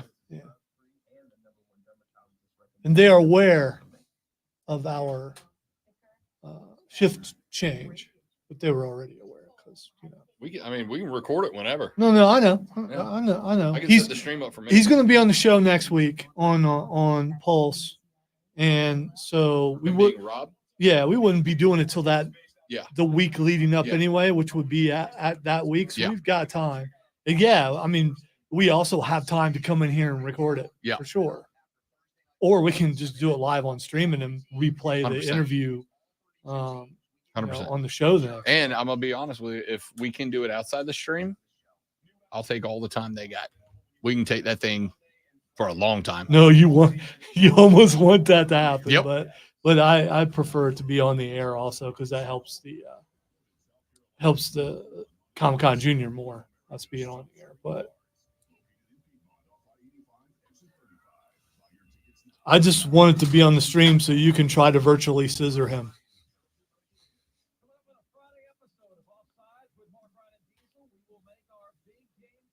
And by then, we'll know if they backed up MJF or not.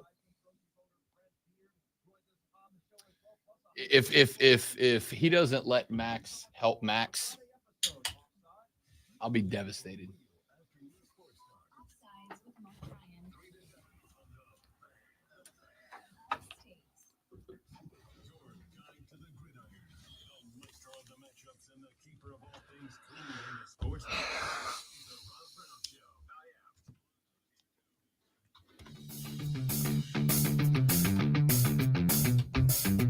What? I was waiting for 8 seconds, and then I'll say something. Time to take a look at our NFL weekend upcoming, ladies and gentlemen.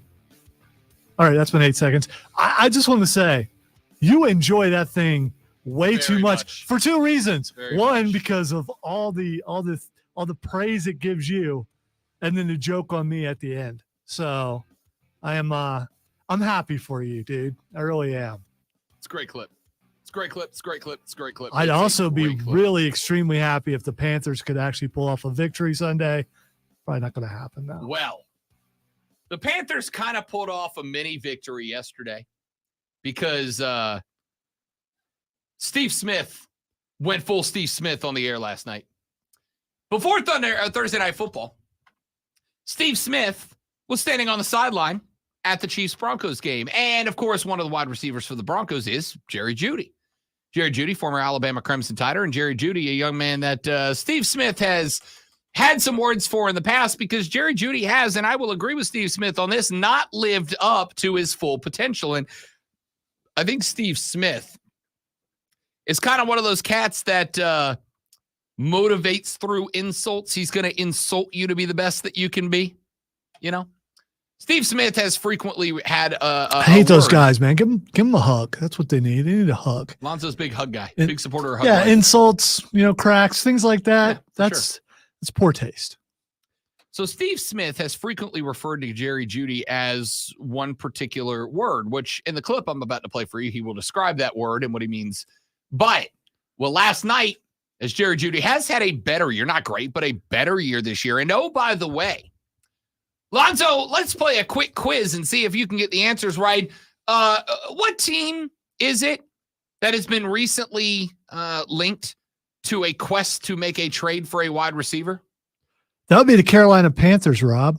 Ding, ding, ding, ding, ding. That is correct. And quick question. If you were looking to be traded and potentially get out of a terrible situation to go to one that's also terrible, but with a little bit more room to grow and develop with a rookie quarterback, and you wanted to go to that team, or at least thought maybe that team would be willing to sign you to a new long-term contract if it works out at the end of this year, and that team was the Carolina Panthers, whose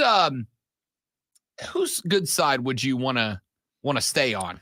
All that's a hypothetical that I don't believe in, because why would you go from the quarterback that you have now to a much shorter quarterback? Okay, the answer is Steve Smith Sr. Also, Carolina also Panthers short. legend. He's also short. Yeah, and it worked out okay for him. So, yeah, he's all right. So, last night, Steve Smith Sr. had an interaction with Jerry Jeudy on the sideline of the game. And, he told the story on the NFL Network, and here's how it went. Broncos wide receiver Jerry Jeudy was walking by, and Steve called out to him, and he got a different reaction. I called out to him because on my podcast, Cut to It, I just talked about guys that maybe have not showed up in the way or in the manner. And so the word that I've used to describe him in the past was a jag, just a guy. Just a guy. When I saw him, he's playing well. I wanted to say to him face to face, like, hey, I know I said some things in the past I probably shouldn't have, and I'm sorry. That's what I wanted to say to him. His response, Mike Ra, was ninja. Ninja? Yes, I'm using the word ninja. I'm just using the word ninja. I don't mess with you. And it was a curse word. And so I was like, all right. And then he repeated it. So I'll say it again. I'm sorry that I said you were a jag, just a guy who's an average wide receiver they use a first-round pick on that isn't doing anything. I hope today that you actually show up in a way that you haven't showed up in the last couple of years since they drafted you. So if you ever got a problem with Agent 89, I'm sorry for saying that you're an average wide receiver that they eventually will move on. And when teams call me and asking, should they trade for you, I will say no, don't trade for Jerry Jeudy, because he's mentally unable to handle constructive criticism from people who watch specifically, can he be a wide receiver? He could be a wide receiver. He's a tier 3. Go back into the studio. I'm done now. Thank you. Go back to the studio. I'm done now. Steve Smith Does he still Sr. work for the NFL Network? Because I don't know if they're fond of that sort of smack talk. I don't know. I gotta tell you, I don't particularly have an issue with it. I really don't. Listen, I like a little character in my show, and Steve Smith Sr. is certainly a character. By the way, love him referring to himself as Agent 89 while cutting a promo on Jerry Jeudy. Everything's wrestling. That was for sure. I don't have an issue with it, right? Like, if Steve Smith walked over, if Steve Smith went over to say what he said he was going to go say, I was going to apologize. I was going to say I probably took it too far. That's my bad. And he hit him with that word twice and I don't bleep with you twice. Here's the thing, though. Steve Smith comes hard with his takes. Don't apologize, because people are not going to accept it with the veracity that he comes at someone when he decides to come after him. So don't don't waste your time to apologize. You and I will never agree on one thing above all else, which is the never apologize. Yes, if you're wrong, apologize. There's nothing wrong with apologizing. I think you're missing the point. Steve Smith is apologetic, but you shouldn't expect someone who you've come at to accept the apology. That's what I'm saying. Yeah, don't be shocked when they do not go, oh man, it's all in good fun, because most people don't do that. I think it is okay to apologize, even if you know the apology is not going to be accepted. When you go, okay, I took it too far, that's on me. And even if that person hits you with a double bird bleep, you get out of my face, I still think it's the right thing to do. And Jerry Jeudy has had, to the start this season, a better year despite being on a tragically bad Denver Broncos team. He has had a better start to the season than he had last year. So I respect Steve Smith going to make the apology. And honestly, I don't have an issue with Jerry Jeudy telling him where he can shove his apology. See, that's also my point. So Steve Smith should not act surprised when he gets that reaction. I don't disagree, but in a situation where somebody apologizes to you for going too far and is willing to do it in front of 75,000 people. Yeah, but I said I was sorry. I mean, Again, okay. You have the right to flip old boy the double bird, tell him where he can shove it, tell him to walk, tell him pound sound. But I would also point out, and I've said this to people in my life before, there are times when the lesson you got to learn is to suck up the pride, suck up the ego, and make the smart decision, especially when the guy that you are butting heads with has a microphone and a national audience. Like, how much better is it for Jerry Jeudy to have Steve Smith Sr. when somebody calls and goes, hey, we know the Broncos are looking at getting rid of some assets, and we're looking wide receiver. How do you think we should look at Jerry Jeudy? To have Steve Smith go, you know what? He's getting better game by game, year by year. He's humble. He's chill. I probably went too far in my criticism. I apologize. He accepted it graciously, and now I'm team Jerry Jeudy, as opposed to, hey, my dude, don't touch that guy. He's mentally weak. He's mentally weak. He can't handle it. He can't handle the pressure, right? I'm not saying Steve Smith was wrong. I'm not saying Jerry Jeudy was wrong. I'm saying kind of ugly situation. Hilarious, though. Now, I'll say this. Maybe that works out for the best, because maybe Carolina would have overpaid for Jerry Jeudy, gotten limited production out of the guy, and ended up going, now we lost out on draft picks next year for a guy who did not make Bryce Young any better, right? Because right now, the two things you're looking at, if you are indeed trying to trade for a wide receiver, is the Carolina Panthers. The two things you're looking at is, A, what's it going to cost me, and B, does it make Bryce Young better? And I need both of those to be positives. What's it going to cost me? Hopefully not a bunch of capital. Hopefully it's more like a fourth, fifth, sixth round pick, and that's for a couple of years of contract, not one, not just this year. And hopefully you can go, yeah, this guy's definitely going to make BY better. He's going to give us a vertical option that we just don't have right now, and that's going to help. Okay. According to Schefter and Rappaport, the Broncos are releasing veteran pass rusher Frank Clark. Sources say unable to find a trade partner that all sides are comfortable with. Oh, dude. Frank Clark was the man for a while, and now, so is this the beginning of them starting to let people go? Or is this a disgruntled employee that they're just not getting anything out of it? Or is he washed up? No, I am also going to go with, they let Randy Gregory walk last week. The fire sale's already on. The Broncos right now, if you were in the market for anything, Denver's the team to call. Come on back home, Frank. The Chiefs will take you back, It's really I'm not sure. a bad fit. It's really not a bad fit, especially in that division. I mean, anything that makes Russell Wilson and Justin Herbert's life more difficult is a good thing for y'all. And the Raiders are the Raiders. So that's probably not a bad reunion. Yeah, the Broncos are toast. They are toast, man. What a bleep fire that is. Definitely breaking news, and it, It's brought to you by our friends at BetQL. Be a better, be smarter, beat the books. And if you are a baseball guy, listen to Bet for the Cycle tomorrow, noon to 4, and every Saturday all the way through the World Series on the BetQL network, and find Odyssey stations everywhere. Let's see here. Keegan said, is Mike Robb that oblivious? Yeah, sounded like it. Or he's playing the straight man and just moving on past it, because you can't really elaborate on that. He literally said ninja, and Steve Smith was like, no, that's not what he said, dude. But I can't say what he said because I like this job. Yeah, well, it was great. I think maybe he did that as a point of emphasis for everyone to get what he actually said. I mean, maybe. Either way, that is something as a broadcaster. I'd have been like, yeah, no, what'd he say after that? I'm What giving was the next thing he said? That wasn't that thing again. I'm giving the straight man credit there. That's what I'm doing. Joey B said Steve Smith just ended that man in as nice a way as he could, and Steve Smith has credibility. He's in the top 10 of receiving yards all time. You don't have to like what he says, but you should at least listen to him. Nah, his career ended when they traded for Russell Wilson. James says Carolina may just have to eat boat and deal with their failure since Tepper took over. Yeah, I mean, listen, I I put a lot of it on him. I put a lot of it on Fitterer, without a doubt. I'm not going to argue. I put this year.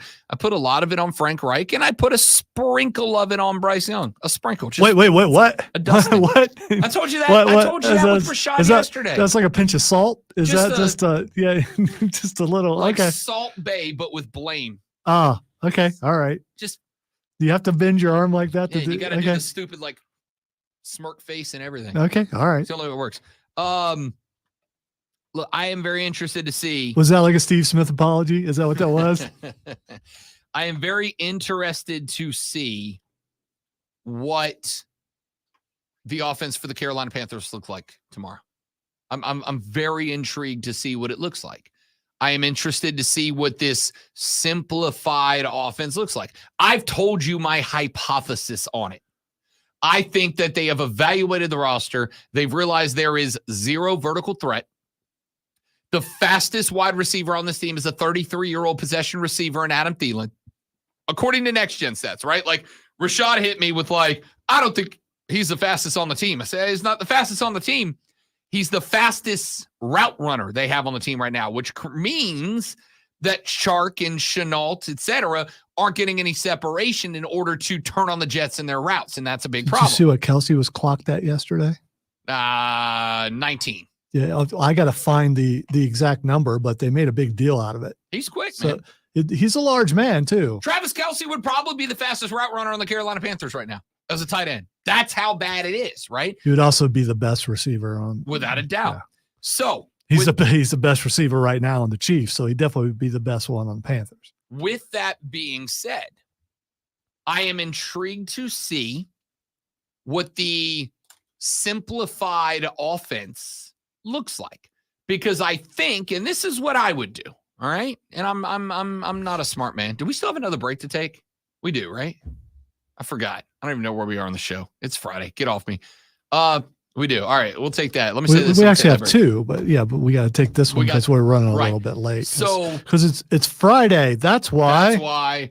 So I'll say this: the simplified offense, Carolina. I'm excited to see what it looks like. If I was Frank Reich, here's what I'd do: I'd take everything vertical out of this game, and I wouldn't care. Well, Miami's going to know. Yeah, that's fine. Even, I mean, what are they going to do? They're going to see it within the first quarter anyway. So I'm taking everything out. I'm loading up on short routes, inside routes, quick slants, quick ins, quick outs. I'm loading up on runs that are not just power runs, especially with Chuba Hubbard in there. I am loading up on short yard to gain situations, and I'm going, Bryce, make the right read, make the right throw. That's all I need from you. Make the right read, make the right throw. We cut the playbook in half. Make the right read, make the right throw. We're back after this to wrap it up. The Rob Brown Show rolls on. It is the Fan Upstate.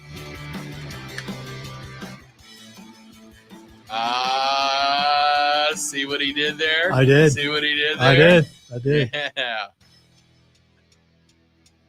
There was a video I saw on social media the other day of this girl who was at the Panthers game last week, and she had an 87 jersey on, but the nameplate said Swelsey. At the Carolina Panther game, they were notably not playing the Kansas City Chiefs. And so the guy asked the guy who was with that girl, why is your girl wearing a Chiefs jersey that says Swelsey at a Panthers game? And the guy responded, the only way I can get her to watch football is if we talk about Taylor Swift in the NFL. And the guy's like, so, and he's like, yep, I have to be a Taylor Swift fan for her to be an NFL fan, but she'll come to games with me now. And I was like, I understand. I understand and approve.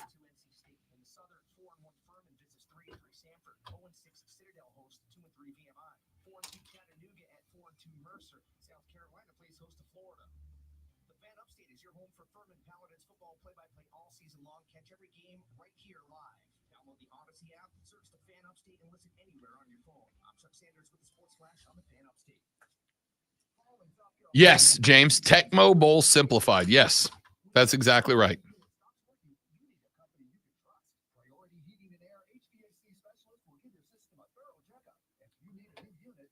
It looks like a beautiful day outside. It looks like a bit of a breeze blowing through the trees.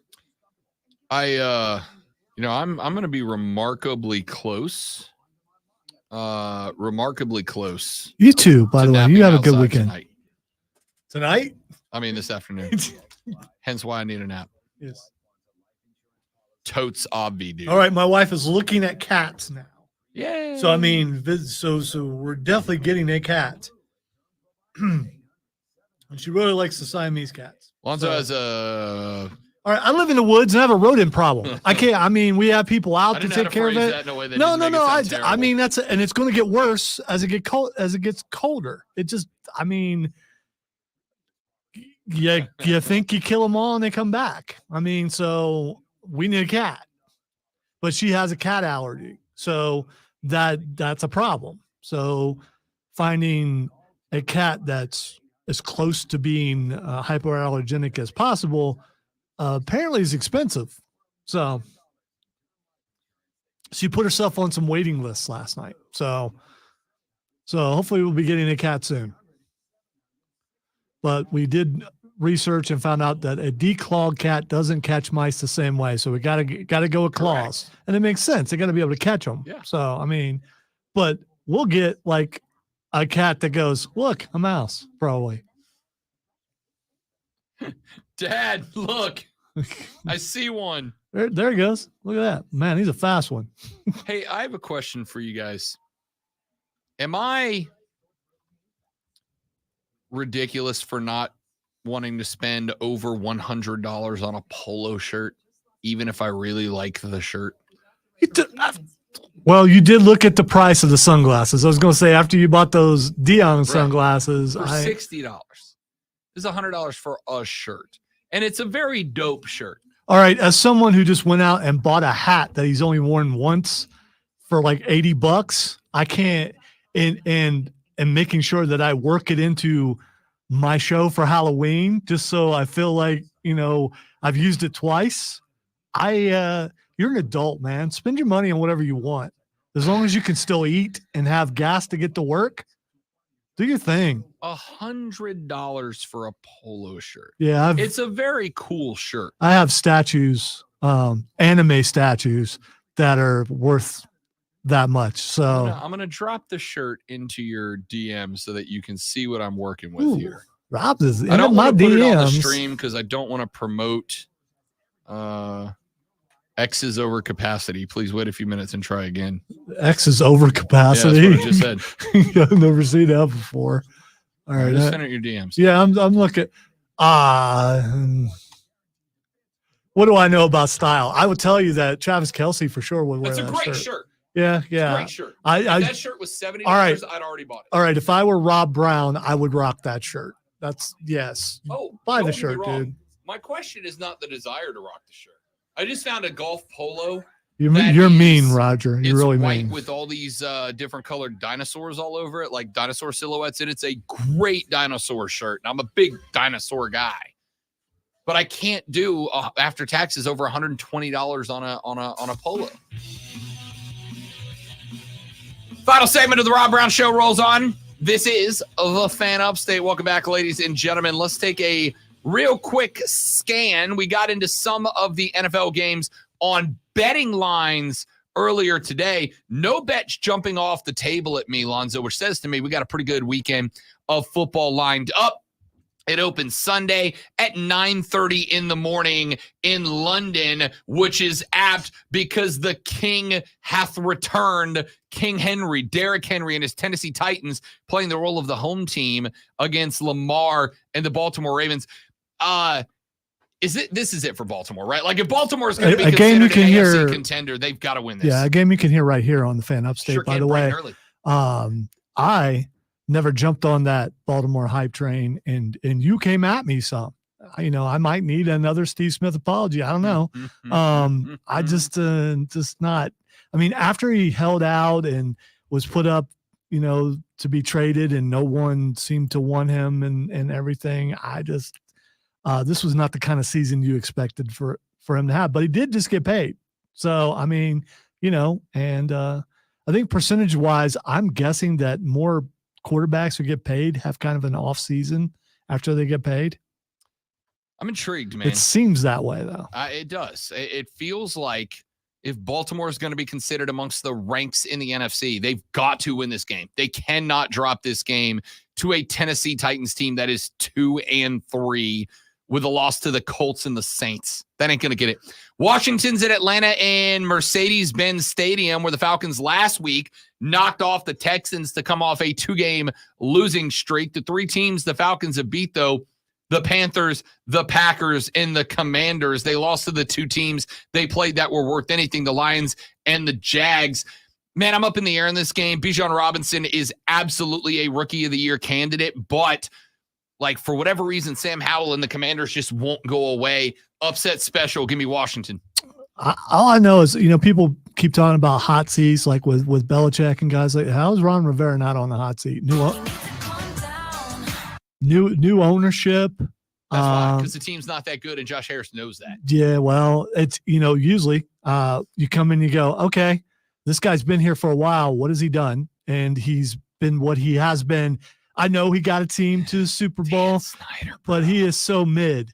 Snyder, yeah, dog. but Ron Rivera is so mid. He's a really nice guy. I've met him in person. He's an awesome interview, but he's mid. He just is. And if you want to make a splash as a new owner, you look at your team and go, wow, they should be able to at least win a few more games than what they are. But counter argument, Dan Snyder.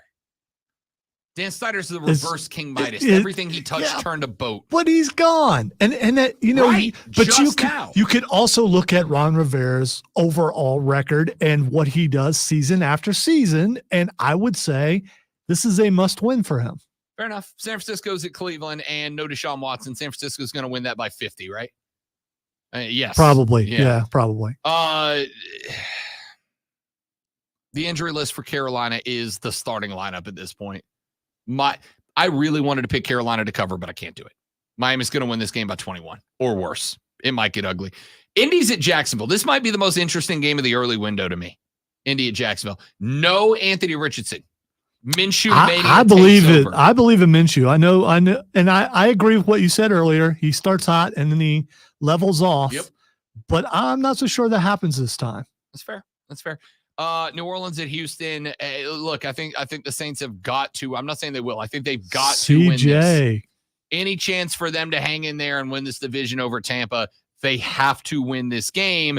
I'm looking at a Texans team that is 2-3. Their pair of wins comes over the Jags and the Steelers. I think that Jags win because everybody expected Jacksonville to win that game, and the fact that they won it so effortlessly and then did the same to the Steelers. They also lost to a mid Ravens team, a mid Colts team, and a mid Falcons team. Did they get destroyed by those teams, or were they competitive? They were not competitive against the Ravens. They lost by 11 to the Colts, and the Falcons had to walk them off on a field goal.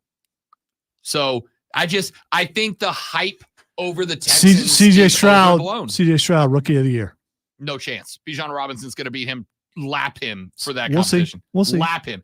He's 2-3 with 2 wins over bad teams. Who wins the MVP? That would be a quarterback, right? Yeah. You think CJ Stroud at 2-3 is an MVP candidate? Absolutely, I do. You give me that homer look. I don't care. I do. Absolutely do. I'm glad you saved your worst take until we were going off the air on a Friday. You know what? I really am. You know what? I'm not done because I'm on the air again tomorrow. So there's that. Yeah, but I won't be here for that. Then we got in the late window. Kind of mean. In the game that I could not care less about. New England's at Las Vegas. That just, if you're going to take a nap, that's a good one to take a nap during. Because the other game in that window, Arizona at LA and Philly at the Jets. Have fun. I don't know. Philly at the Jets might be interesting. They might. Jets not as bad as people thought they would. They're not. Be with, they're 2-3. Yeah, I mean, they're 2-3. They beat the Broncos, but they beat the Bills. The only bad loss because Aaron's in the building and he's like he's telling Zach what to do. Maybe. Yeah, that might not be a bad play. And then Detroit's at Tampa Bay. This is a big one for Tampa too, because if New Orleans does win their game in the early window and Tampa drops this one, we're right back to a tie. Technically, Tampa's ahead because they've got the half game tiebreaker, but it's a tied overall record, and that all of a sudden the Baker mania that's been running wild, brother. Now all of a sudden it's not 4-0. So I don't know. And now the Rob Brown Show presents Twitter. Oh, you don't want to talk Giants Buffalo? Well, as they say in the business, the clock has got us. For the record, I don't want to talk Giants Yeah. Buffalo. Okay. All right. Let me grab the right sheet. Okay. There we go. I'll wait right grab here. it. It's time for me to ask Rob what the X is going on. The first thing that's Xing is Tupac. Y'all listen to this. I mean this. Yesterday during this segment, Lonzo dropped to me that Jada Pinkett Smith revealed that she and Will have been separated since 2016, which means all that Chris Rock stuff was just shenanigans, and it blew my mind. We stayed on the stream for about 8 minutes after the show was over yesterday because I was trying to process this news and information.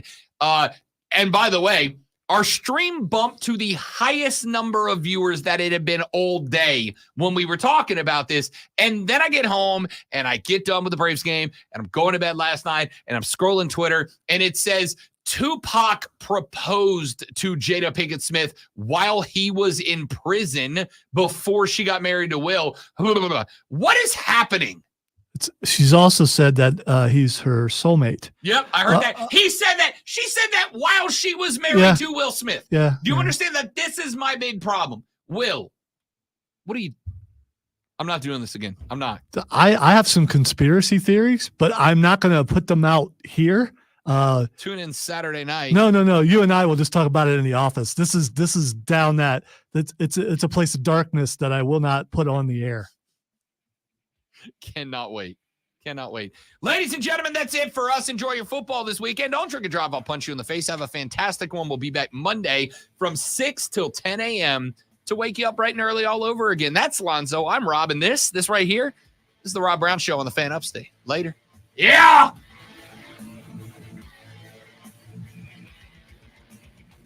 Broncos country. Let's hide. I seriously do have a conspiracy, but I will not say it on the air. I can't wait. That's okay. Jada Pinkett Smith is Will Smith. Again, not even going to hint at it at my theory. I am going to go listen to Lonzo's conspiracy theory, and then I'm going to go home and take a nap, and then I'm going to call Burns Rebels football tonight. Kick off at 7:30, pregame at 7. Feel free to listen in and tell me how bad of a job I do calling play-by-play. It's going to be fun. Can't wait. Have a lovely rest of your day, ladies and gentlemen. Thank you so much for spending your time with us. We appreciate it sincerely. We'll see you back here Monday morning. Goodbye.